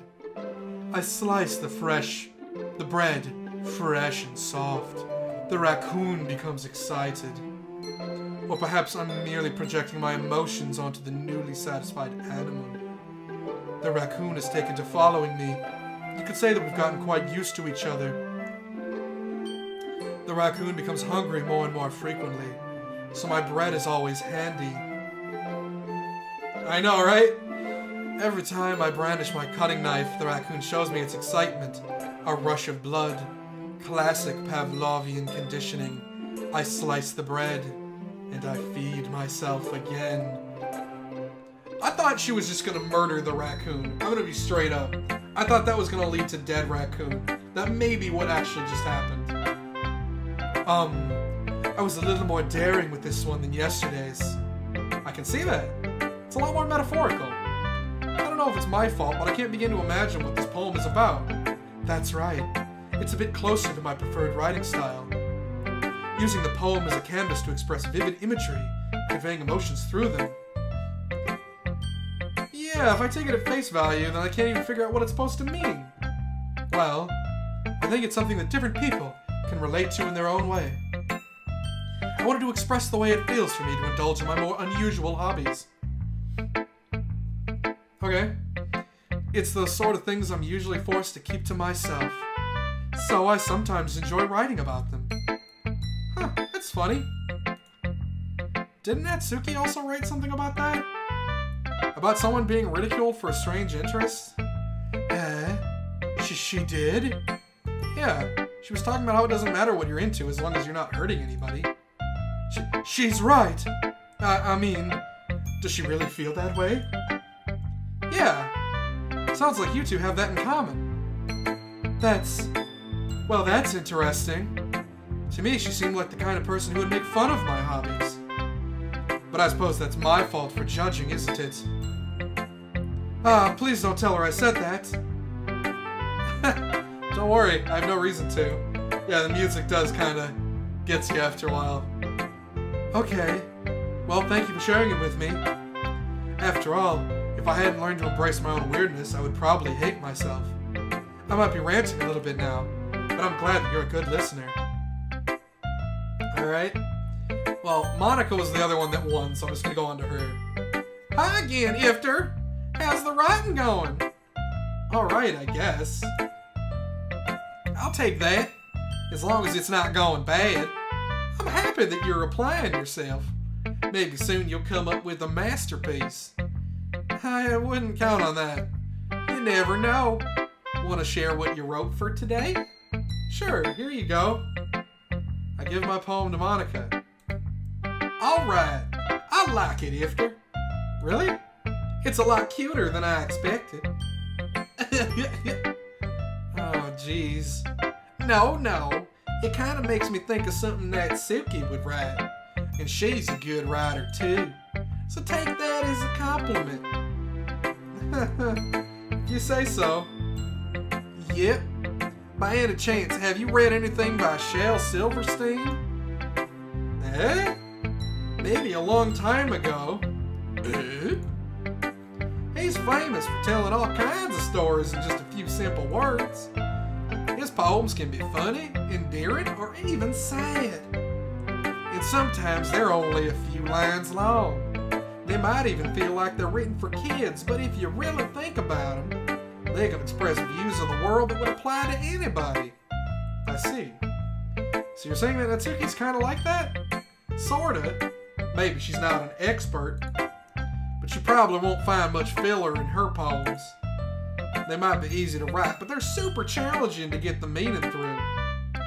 So I can see why it would be your kind of poem to explore. But anyway, you want to read my poem now, huh? I like the way this one turned out, so I hope you do too. Alright, let's take a look. That title already worries me. Save me. The colors, they won't stop. Bright, beautiful colors. Flashing, expanding, piercing. Red, green, blue. An endless cacophony of meaningless noise. The noise, it won't stop. Violet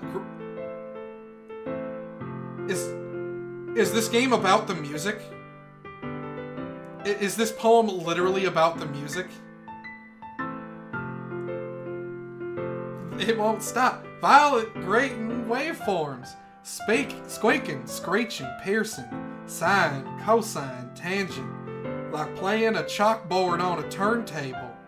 Like playing a vinyl on a pizza crust. An endless poem of meaningless. Load me. What? What? Huh? Load me? What does that mean?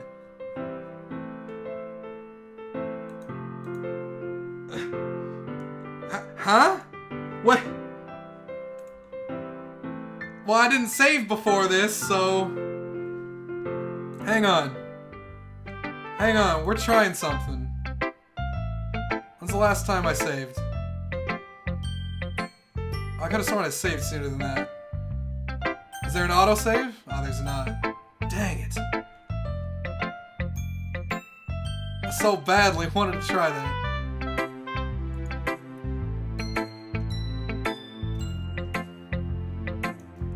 It's even more abstract than your last one, huh? Yeah. I guess it's just the way I write.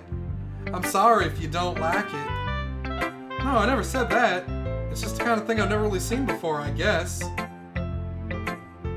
I kind of like playing with my space on the paper. Choosing where and how to space your words can totally change the mood of a poem. It's almost like magic. The way I wrote the lines really short makes it feel like they're trying to speak over the noise. I see. It's so hard for me to tell what it's about, though. Yeah. Sometimes asking what a poem is about isn't the right question. A poem can be as abstract as a physical expression of a feeling. Or a conversation with the reader. So putting it that way, not every poem is about something. Anyway, here's Monica's writing tip of the day. Sometimes you'll find yourself facing a difficult decision. When that happens, don't forget to save your game. You never know when you might change your mind.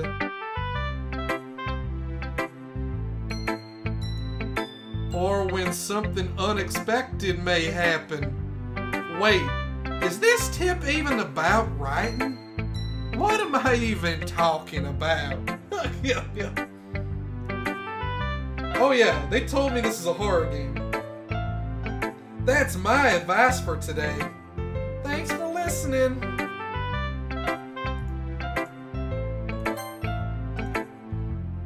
I want to try something. Bear with me. This is a while back, but I can skip everything. We're just picking random words. Don't even care what they are.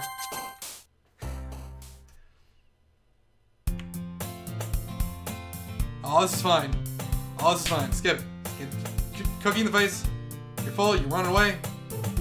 Cool. It's all neat. Yep, it's great. All right. Wait, Ifter. We'll go get some supplies from the classroom. Oh god. No, I didn't want this. No. They're fighting over who goes with me. I just want to do the poem thing. No. Dang it. Guys, Monique, stuff. We're doing pretty things. Performance. No, I just want. Dang it. Fine. Let's go back to what we were doing.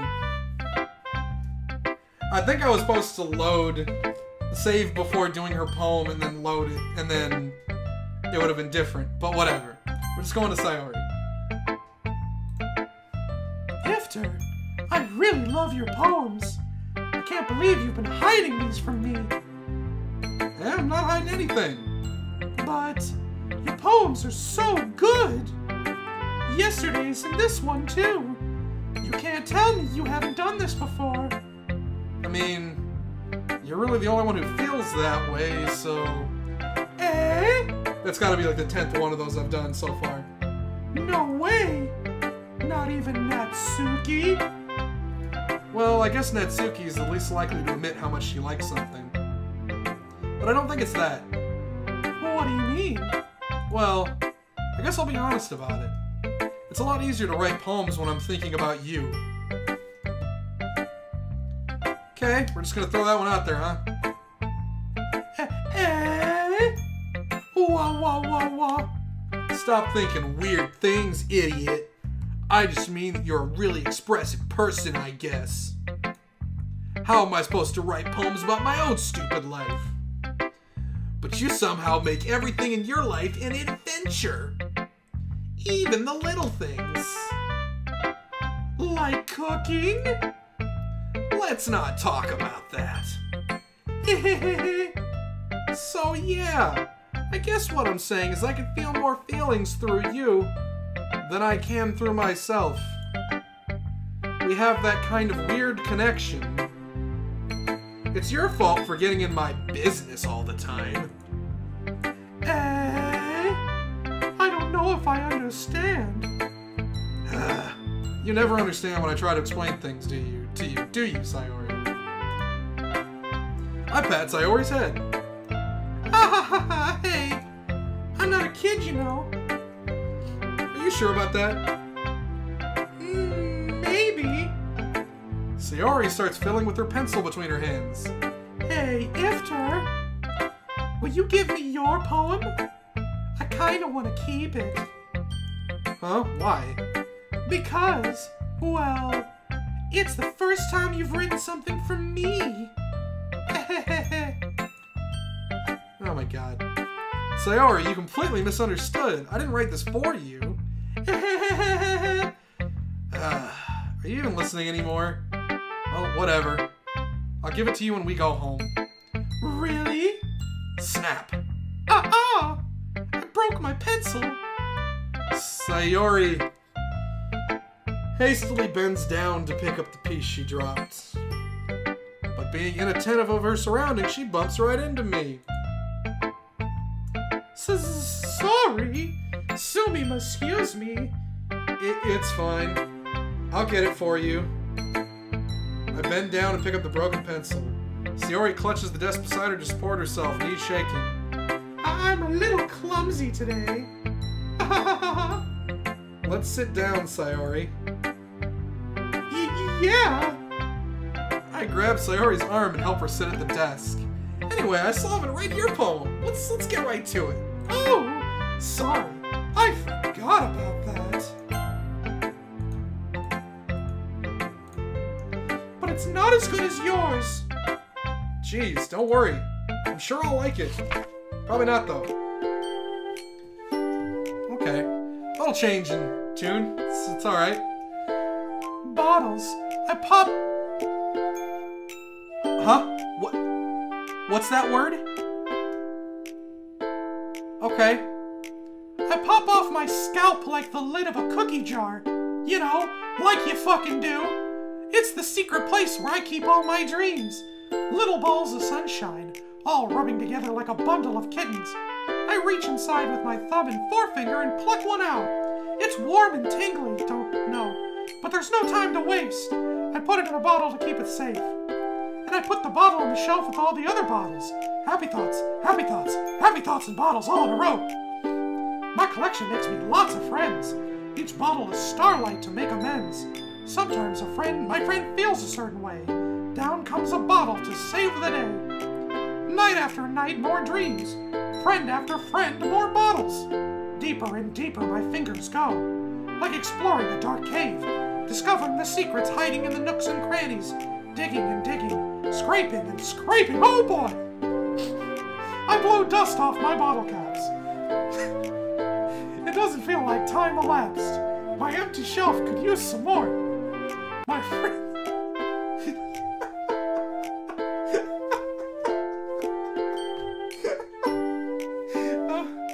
My friends look through my locked front door. Finally all done. I open up and in come my friends. In they come in such a hurry. Do they want my bottles that much? They're just bottle fiends. I frantically pull them from the shelf one after another, holding them out to each and every friend, each and every bottle. But every time I let one go, it shatters against the tile between my feet. Happy thoughts, happy thoughts, happy thoughts and shards all over the floor. They were supposed to be for my friends who aren't smiling. They're all shouting, pleading, something. But all I hear is echo, echo, echo, echo, echo. Inside my head. That came from this girl. This person. Right. This person right here. Okay. Holy crap. Sayori, did you really write this? Of course I did. Didn't I tell you yesterday I was gonna write the best poem ever? Yeah, but I mean, I didn't expect something like this coming from you. Monica taught me a whole lot. And I've been really in touch with my feelings recently. I see that. It's almost kind of creepy. Creepy? Oh, not exactly. More like it is. Maybe because I'm so used to you being cheerful. Well, never mind. I'm thinking too hard about it. The point is, it came out good, so you should be proud of it. Aw, thanks. I feel like I was meant to express myself this way. It even helps me understand my own feelings a little bit better. Writing is like magic. Just like the Magic Kingdom. Oh boy. You gotten pretty passionate about this, huh? I hope you keep it up. Yeah, writing's the best. I'm gonna keep writing until I die. Don't get ahead of yourself. Sayori's always had a habit of getting obsessed with something before dropping it no more than a week later. I wonder if this is one of those times. But seeing the passion in her eyes makes it hard for me to be pessimistic. This isn't gonna end well. Okay. Let's gonna save that. Let's gonna save that there. Okay, everyone. We're all done reading each other's poems, right? I have something extra planned today, so if everyone could come sit at the front of the room. Is this about the festival? Well, sorta. Ugh. Do we really have to do something for the festival? I bleed you two together for some reason. I can't help it. It's not like we can put together anything good in just a few days. We'll just end up embarrassing ourselves instead of getting any new members. That's a concern of mine as well. I don't really do well with last-minute preparations. Don't worry so much, y'all. We're gonna keep it simple, okay? We won't need much more than a few decorations. Sayori has been working on posters, and I've designed some pamphlets we can give out during the event. Okay, well that's great and all, but doesn't that tell us we're actually gonna be doing? That doesn't tell us what we're actually gonna be doing for the event. Oh, sorry. I thought you heard about it already. We're gonna be performing. Yeah, performing. Performing. Monica. Yeah, we're gonna be having a poetry performance. Each of us are gonna choose a poem to recite during the event. But the cool part is, we're also gonna let anyone come up and recite poems too. Sayori is putting it on all the posters in case anyone wants to prepare ahead of time. Sayori, who's been coloring a poster, holds it up for us to see. Did her voice just turn into Dr. Girlfriend? Which will, Natsuki, maybe? Are you kidding me, Monica? You didn't already start putting those posters up, did you? I mean, not really Dr. Girlfriend, but I can see it. Well, I did. Do you really think it's that bad of an idea? Well, no. It's not that bad of an idea. But I didn't sign up for this, you know. There's no way I'm gonna be performing in front of a group of people like that. I agree with Natsuki. I could never, ever in my life do something like that. Imagining it, Yuri shakes her head in fear. Guys! No, Sayori. I understand where they're coming from. Remember that Natsuki and Yuri have never shared their poems with anyone until just a couple days ago. It's a lot to ask for them to recite their poems out loud to a room full of people. I guess I kinda overlooked that. So I'm sorry. But I still think we should give it our best. We're the only ones responsible for the fate of this club. If we start the event and each put on a good performance, then it'll inspire others to do the same. And the more people who perform, the better we'll be able to show everyone what literature is all about. I hope you teach them, because I don't know from you guys. Yeah, it's about expressing your feelings, being intimate with yourself, finding new horizons, and having fun. That's right. And it's those reasons that we're all in this club today. Don't you want to share that with others? To inspire them to find the same feelings that brought you here in the first place. I know you do. Just like I know I love Dino DNA. I know we all do. And if all it takes is standing in front of the room for 2 minutes and reciting a poem, then I know you can do it. Natsuki and Yuri remain silent. Sayori looks worried. I guess that leaves me no choice. I agree! I don't think it's too much to ask at all. I think that Sayori and Monica have been trying really hard to get new members. The least we can do is help them out a little bit.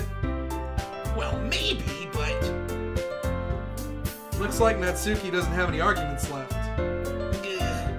Okay, fine. I guess I'll just have to get it over with. Alright. Phew. Thanks, Natsuki. What about you, Yuri? Yuri dejectedly glances around at everyone else's expectant faces. I guess I don't really have a choice. Ah, that's everyone. You're the best, Yuri. This club is seriously going to be the death of me. Oh gosh, you'll be fine, Yuri. But anyway, let's move on to the main event. I want each of you to choose a poem of yours. We're gonna practice reciting them in front of each other.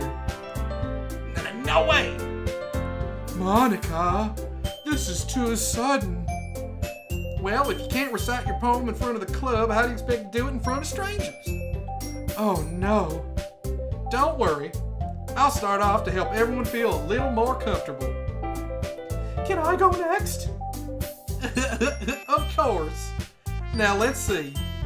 Monica flips through her notebook to the specific poem she has in mind for herself. She then stands behind the podium. The title of this poem is The Way They Fly. Ahem. Monica begins reciting her poem. Her clear, confident voice fills the room. More than that, her inflection is pristine. She knows exactly how to apply emotion behind each line she recites, bringing the words to life. Is this something she's done before, or is she simply a natural? I glance around me. Everyone has their eyes on Monica. Sayori looks amazed. Yuri has an intense expression on her face that I don't understand. Finally, Monica finishes the recitation. The four of us applaud. Monica takes a breath and smiles. That was so good, Monica. Yeah, thank you very much. I was just hoping to set a good example. Are you ready to go next, Sayori? I'll go next. Wow, Yuri's fired up all of a sudden. Yuri clutches a sheet of paper between her hands and stands up. Keeping her head down, she walks quickly over to the podium. This poem is called... Yuri anxiously glances at each of us. You can do it, Yuri. It's called After Image of a Crimson Eye. I think we're getting Tsundere Girl, but I'm not sure. Yuri's voice shakes as she starts reading the poem. Just a moment ago, she practically refused to do this. Why is she suddenly putting in so much effort? As Yuri gets past the first couple of lines, her voice changes. Yeah, Natsuki. It's almost like what happens when Yuri gets absorbed into her books. Her quivering words transform into the sharp syllables of a fierce and confident woman. The poem is full of twists and turns in its structure. And that she enunciates with perfect timing. This must be a rare glimpse into the whirling fire Yuri keeps concealed in her head. Suddenly, she's finished. Everyone is stunned. Yuri steps back into reality and glances around as if she's bewildered even herself. It's up to me to save the situation, again, apparently. I'm the first to start applauding. Everyone joins me afterward, aren't I great? And we give Yuri the recognition she deserves. It's not that we didn't want to applaud for her. We were caught so off guard that we must have forgotten. As we applaud, Yuri holds the poem to her chest and rushes back into her seat. Yuri, that was really good! Thank you for sharing. Looks like Yuri is down for the count. Okay, I guess I'm next then. Sayori hops out of her chair and cheerfully walks to the podium. This one's called My Meadow. Ah, sorry, I giggled. Hee. Sayori.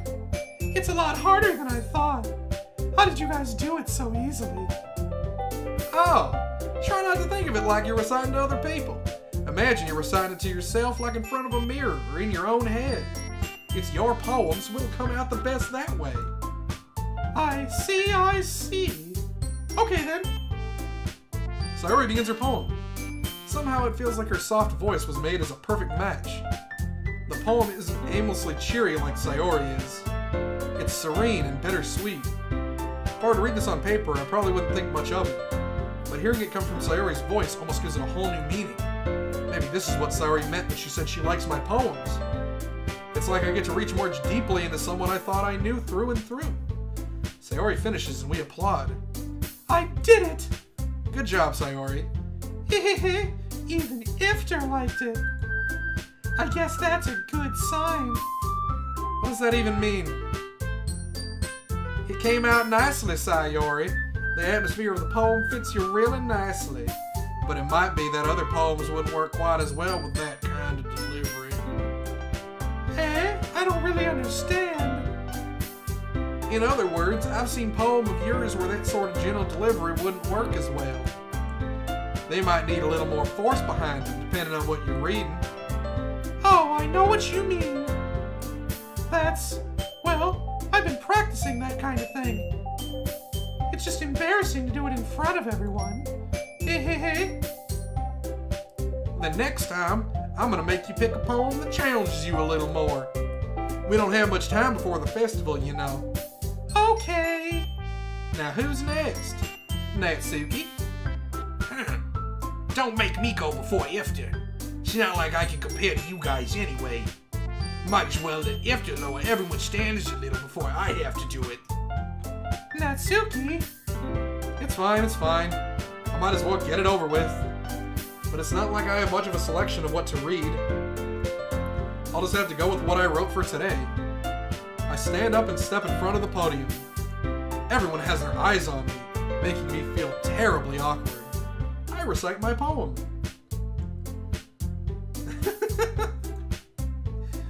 Since I'm not exactly confident in my own writing, it's hard to put energy into it. Despite that, once I finish, I receive applause anyway. Sorry, I'm not really as good as everyone else. Oh, jeez, guys. Yeah, this is free to play. It doesn't cost anything, I guess. Don't worry about it so much. I think it's less about your abilities and more about your lack of confidence in your own writing. That's something that'll improve over time, though. Well, maybe. Alright then. That just leaves you, Natsuki. Yeah, I'm going. Natsuki begrudgingly gets out of her seat and makes her way to the podium. This poem is called... Why are you all looking at me? Because you're presenting? Anyway, the poem is called Jump. Natsuki takes a breath. Once she starts reciting the poem, her sour attitude disappears a little. While she's still a little unenthused, her poem has a rhythm and rhyme to it. It's Natsuki's trademark style, and it works surprisingly well when spoken aloud.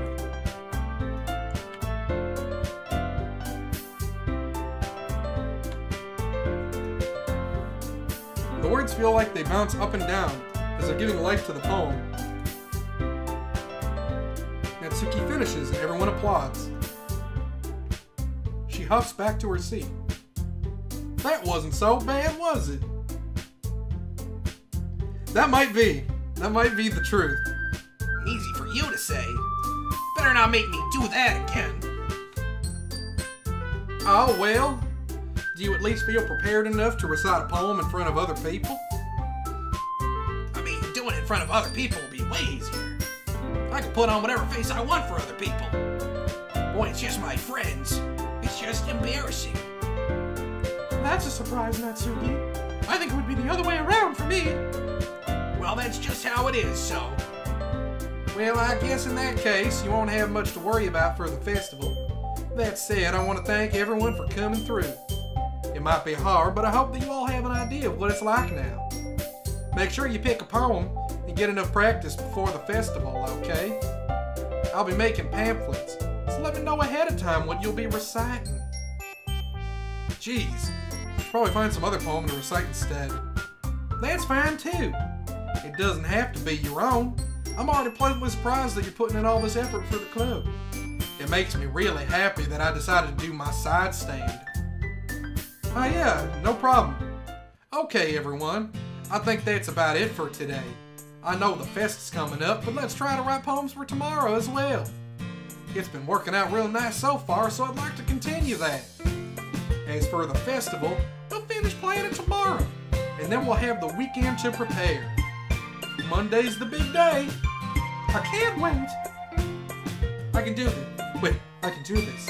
I can do this. Alright. I stand up. There's no way I'll be able to find the same enthusiasm as Sayori and Monica, but I'll do my best to get through it. 244 seconds, what's that?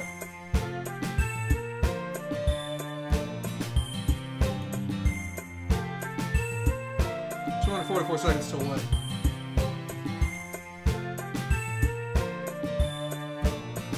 Oh! That's your new thing? Or your new score? I'll have to get back to that sometime. It's for the sake of the club. Impressing Monica. Then I'll have to do my best. Ready to go, Sayori? Yep. Look at you two, always going home together like that. It's kind of adorable, ain't it? Jeez, guys, don't make such a big deal out of it. It must be a little nice, though.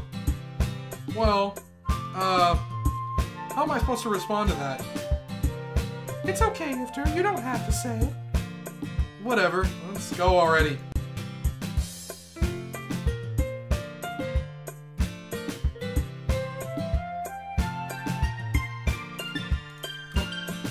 Something happened here.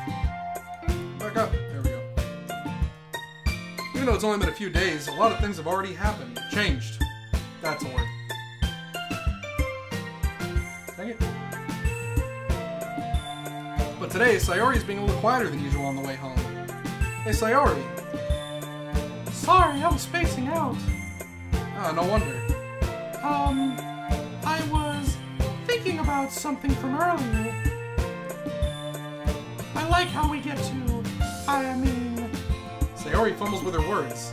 So let's just say that one day, Natsuki asked to walk home with you. Huh? What would you do? What kind of question is that? You kind of be putting me on the spot here. Oh, God. Alright, what do we tell her? I guess we could do the vote thing again. Let's do that.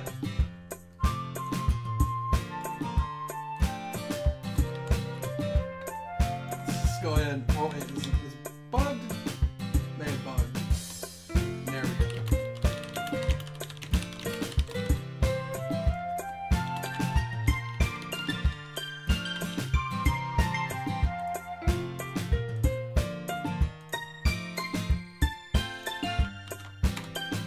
There we go.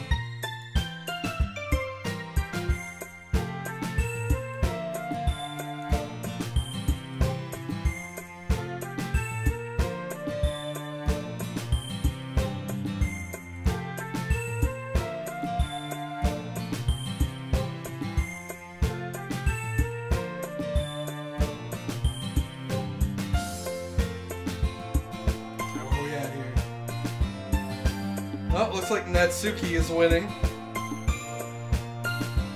Natsuki is the short girl. Sayori is the one we're talking to right now. Natsuki is the one that talks like Meowth from Pokemon, apparently.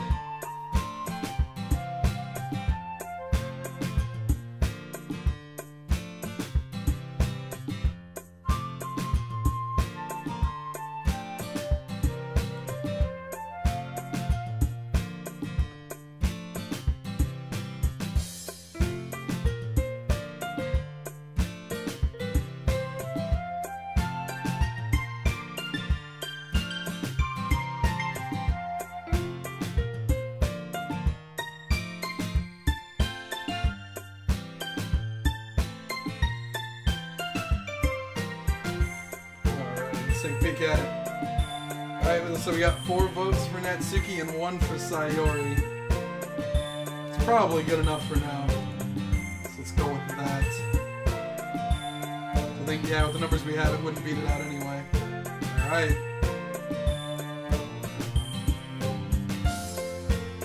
I would walk home with let's save, I guess. Maybe. They did tell me to save often. I would walk home with Natsuki. Walking home with Natsuki, huh? What's this?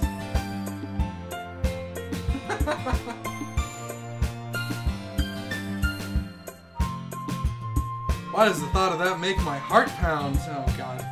I mean, I think I would be afraid of what she'd do to me if I turned her down.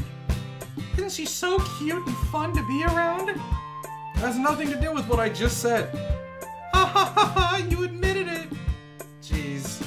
There's not even any point in speculating something that's never going to happen. Well, maybe, but I just like to think about it. It's not long before you won't need me anymore, you know? Need you? Sayori, I can't figure out how you're seeing things in your head right now. Sorry. Everyone's different. Nobody in the club is a replacement for you. If you say so. The conversation trails off and I'm left feeling a little awkward. But it was kind of her fault for trapping me with such a weird question. I can't just lie to her. But if there's something that makes her happy, I would hate to take that away from her. That's why I said there's no point in speculating. Then again, the festival is only a few days away. Who knows what'll happen in that time? What's this? Gonna need a hard drink after this. Oh wait, poem time. Poem time. This is the musical play when it's time to make a poem. Gotta put the Doki Doki. Gotta put the nibble. Gotta put the beauty. Gotta put the dance. Gotta put the socks. And lollipop. And kiss. And giggle.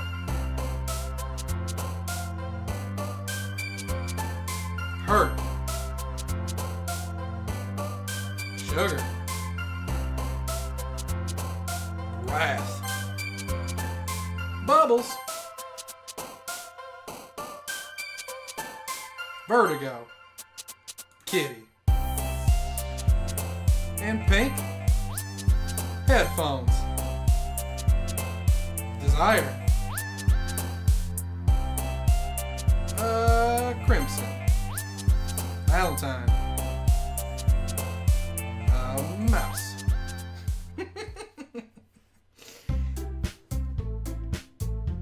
Tragedy, graveyard, dark, agonizing, hurt, empty, vertigo, depression. Got some sad words in there. Oh man! I'm the last one here again! Don't worry, I just walked in too. Are you practicing piano again? Well, I feel like I should just say it again. Do these buttons do anything? Anything special? Oh, really? Yeah! You must have a lot of determination. Starting this club and now picking up piano. Well, maybe not determination, but I guess passion. Remember that the club wouldn't be here if it wasn't for all of you. And I'm super happy that you're all willing to help out for the festival, too. Yeah, I can't wait for the festival. It's gonna be great. Hey, weren't you complaining about it just yesterday, Natsuki? Well, yeah. I'm not talking about our part of the festival, but it's a whole day at school where we get to play and eat all kinds of delicious food. You sound a bit like Sayori all of a sudden. Monica, do they usually have fried squid? Squid? That's a pretty specific thing to look forward to. Oh, come on. Are you saying you don't like squid? You of all people? Eh? I didn't say I don't like it. Besides, what do you mean by you of all people? Because it's right in your name. Monica. Eh? That's not how you say my name at all. Wait, what'd she say it as? Monica. Oh, well that's what I've been calling you. So I've probably been screwing up. Also, that joke makes no sense in translation. Oh, never mind. Let's just focus on our own event for now, okay? Fine, fine. Your reactions aren't as fun as Yuri's or Sayori's anyway. Excuse me. Where is Sayori anyway? Oh, there you are. Sayori is sitting at a desk in the corner of the room, looking down at nothing.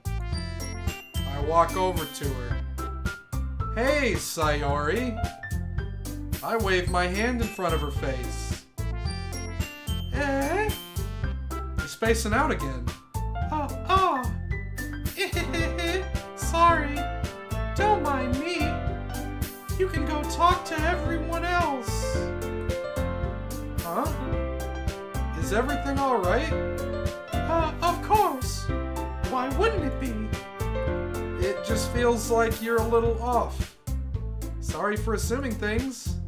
Jeez, you worry too much about me. I'm fine, see? Sayori shows me a big smile. Don't let me distract you from having fun with everyone. Alright, if you say so. I worriedly glance at Sayori before turning back toward everyone else. But the conversation is already dispersed, with everyone back at their usual activities. Maybe I should ask, probably supposed to be Monica, or Monica, I don't know. I'm gonna stick with Monica. If she's noticed anything about Sayori recently. Since they've been preparing for the festival, they must be spending a lot of time together. I timidly approach Monica, who's shuffling through some papers at her desk. Ifter, what's up? Hey, this might sound a little strange, but have you noticed anything up with Sayori recently? Anything up with her? In what way do you mean? Maybe I'm reading into it a little too much, but she seems a bit downcast today. Oh, you think so? I can't say I've noticed anything about her. Monica appears across the room at Sayori, who's idly dragging a rubber eraser up and down her desk. Maybe there is something on her mind. But I'm surprised I'm not the one asking you, Ifter. You certainly know her a lot better than I do. Yeah, but she's never really like this. She's always talking to me about things that bothered her. But this time when I asked her, she was really dismissive. Sorry, I know it's not your problem. I just want to ask if you knew anything, so I'll drop it now. No. It's important to me, too. I mean, I'm also friends with her. And I also care about the well-being of my club members, you know? Maybe I'll try talking to her myself. Are you sure about that? She seemed like she wanted to be left alone. Are you sure? Maybe she just has a hard time bringing up with a person of interest. Person of interest? What do you mean by that? I'm saying that maybe the thing on her mind is you, Ifter. Me? How on earth would you come to that conclusion? Well, I probably shouldn't say too much, but Sayori talks about you more than anything else, you know? Eh? She's been so much happier ever since you joined the club. Waiting for that horror to come around right about now. It's like an extra light was turned on inside of her. What? No way. Sayori is always like that. She's always been full of sunshine. It's not any different now than it always has been. You're so funny, Ifter. Have you thought that maybe you've always seen her as so cheerful? Because that's just how she is when she's around you. Oh, I said too much. I'm sorry, what do I know anyway? I didn't mean to jump to conclusions, so you should just forget about what I said. I'll try to talk to her, so try not to think about it for now. Alright. Monica smiles meaningfully. I know she said to forget about it, but I already know that I won't be able to get her words out of my head. Monica stands up from her desk and walks across the room to where Sayori is sitting. I watch her kneel down next to Sayori and gently talk to her. But she's keeping her voice so quiet that I can't hear her from here. I sigh and sit myself down. I know Sayori told me not to worry about her and to have fun with everyone else. But that's impossible to do when she's behaving like this. Exactly how much do I care about her that I'm letting this weigh me down so much? Now it feels like I'm the one behaving out of the ordinary. There's nothing I can do besides wait for Monica. Hey, you! Eh? I look up to see Natsuki next to me. Are you just gonna sit there and keep staring at nothing? There isn't that much time, so... Oh, sorry. I didn't mean to make you worry or anything. Yeah, it's not like I'm worried. I was just... Natsuki glances down at her side. She's holding a volume of manga in her hand. Oh, that's adorable. That's right. Something just came up for a minute, but we can get started now. I won't make you wait any longer. Jeez, now you're making me feel like a jerk. If something's bothering you, then you could just tell me to leave you alone and I will. I mean, assuming you didn't feel like talking about it and nothing. She practically mumbles that last part.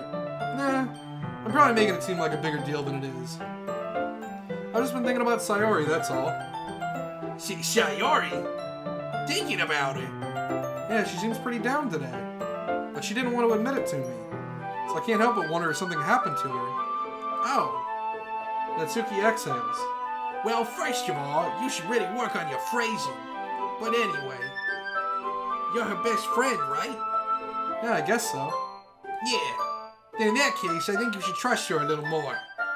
If she needed you, then you'll be the first person she would go to, right? Well, I mean, I guess that's true. I mean, some people just have those days. You can't always avoid it. If anything, she probably doesn't want you to worry about it because it's not important. Yeah, that's kind of what she said to me. Maybe it's not right for me to go against her wishes. Exactly. If she needs you to worry about it, then it'll be a lot more obvious. Yeah. I should have thought of it that way from the start.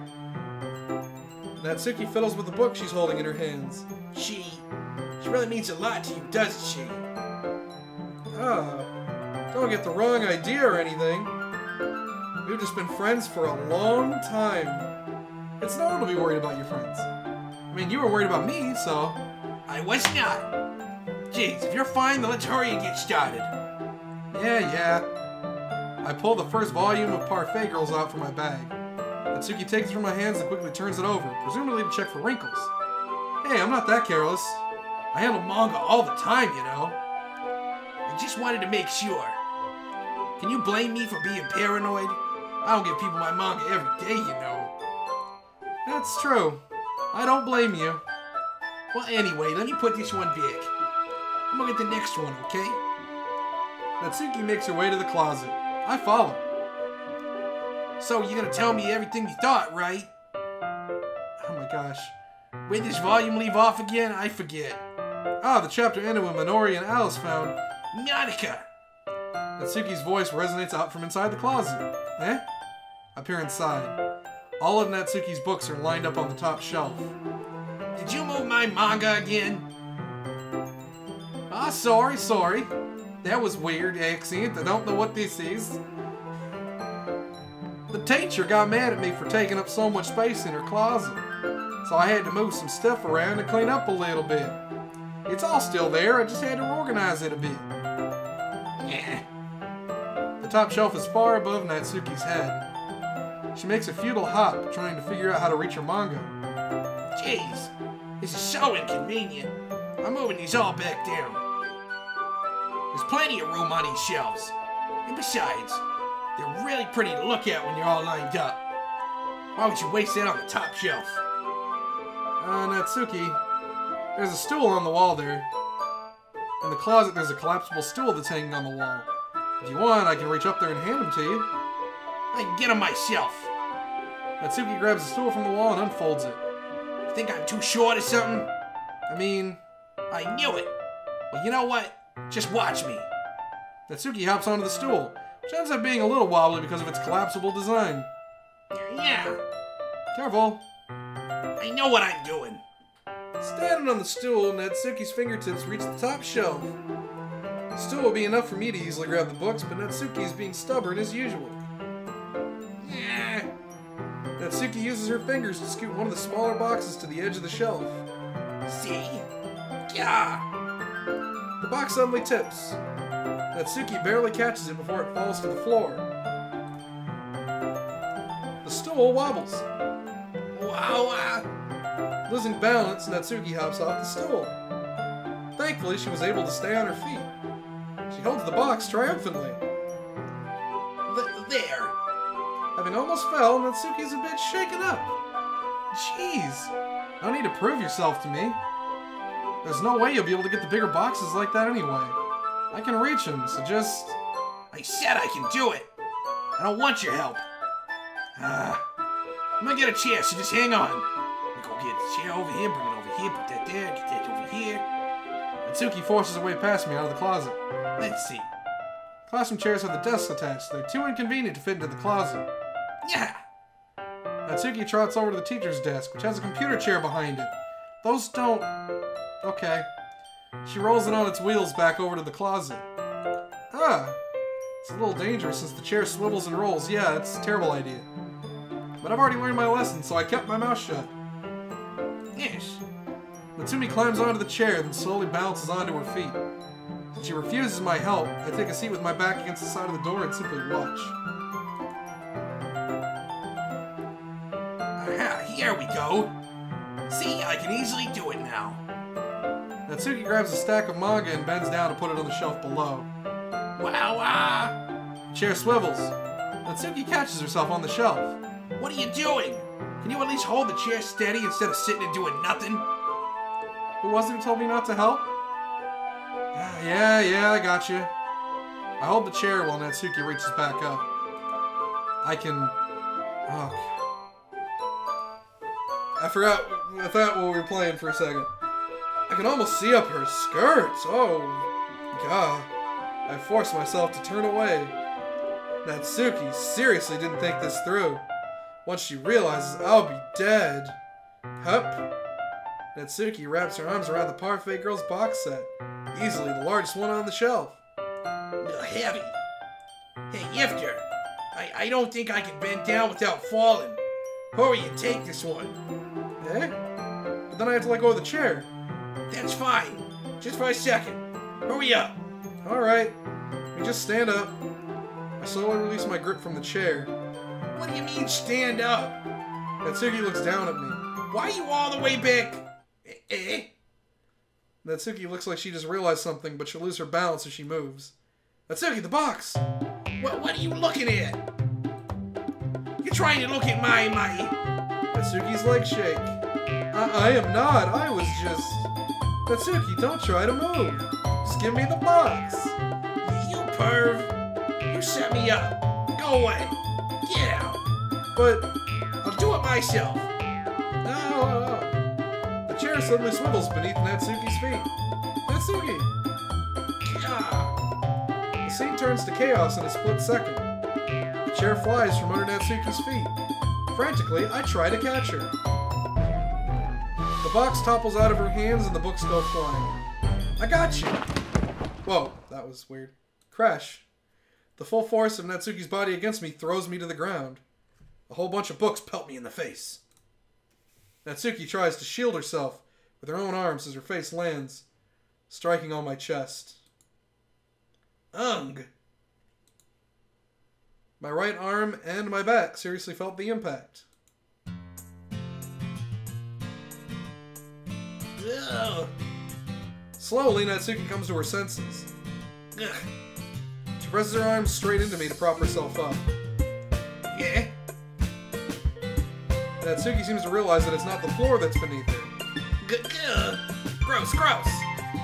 Gak. A fist pounds into my chest. Natsuki then hoists herself to her feet. What were you thinking, you sicko? Everything okay over here? I heard a loud noise. Monica suddenly peers in.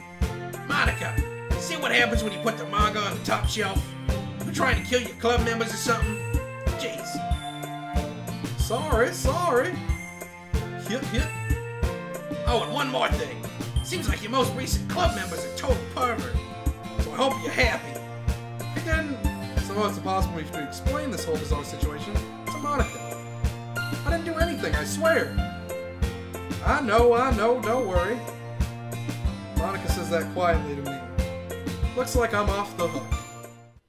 Oh no! My... Eh? I look down. Natsuki is kneeling on the floor holding one of the books that are scattered all over. There's a large diagonal crease along the page that she's desperately trying to smooth out. Ah, it must have landed on the page. Natsuki tries a bit more to fix the crease, but she can't get it out. Suddenly she gives up and slams the book shut and throws it to the floor. Instead of continuing to yell, she just lowers her head and cries. Natsuki, are you... No. Natsuki's voice squeaks. I see tears on her face. Ah. I'll help get the crease out, okay? It's partially my fault, so... Natsuki shakes her head, still looking down. No, I don't even care that much. I'm just having a really bad day today. Natsuki sobs again. I didn't mean to take it out on you. I really didn't mean to. It's fine, I guess. Is there anything you want to talk about?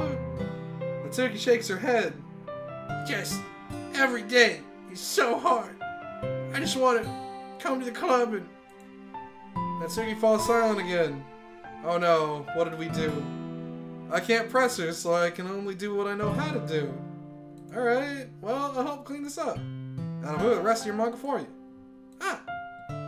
Pick up volume 2 of Parfait Girls. We'll set this one aside. This will help cheer you up a bit, right? We can get started on it once I'm done here. Natsuki looks up with her glossy eyes. Her lip quivers. You're really nice to me. Eh? That sounds really strange coming from Natsuki. I didn't expect it at all. Well, I'm just treating you like a friend, you know? Yeah. Natsuki lowers her head and stifles another sob. I'm not sure what happened to her today, but being nice is the least I could do. The next couple minutes are silent between us as I begin gathering the scattered books. I'll make sure to slip them into the box in their correct order. After a little bit, Natsuki starts helping. It isn't long before we're done, and I hoist the box onto the shelf where Natsuki wanted to put it. Then I get on the stool and quickly finish moving the rest of her books from the top shelf. Alright, that should do it. I hop off the stool. Natsuki averts her gaze. Thanks. It's nothing. Natsuki is holding the volume that I set aside in her hands. Alright, well, I'm ready. Good. Even if you weren't, I'd make you anyway. You're taking responsibility for what you said. Think about cheering me up. If you insist. Alright. I think that's about all of this I can take for right now. I think I'm gonna have to call it good there.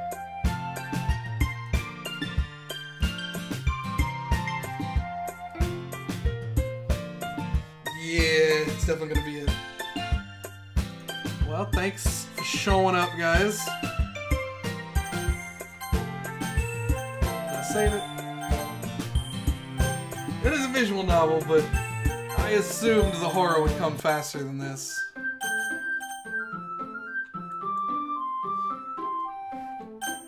But yeah. I said thanks for showing up, and I will bring this back at some point, probably. Or play Evil Within 2, which is more likely. I will never thank you. No. Catch you guys later. Y'all have a good night.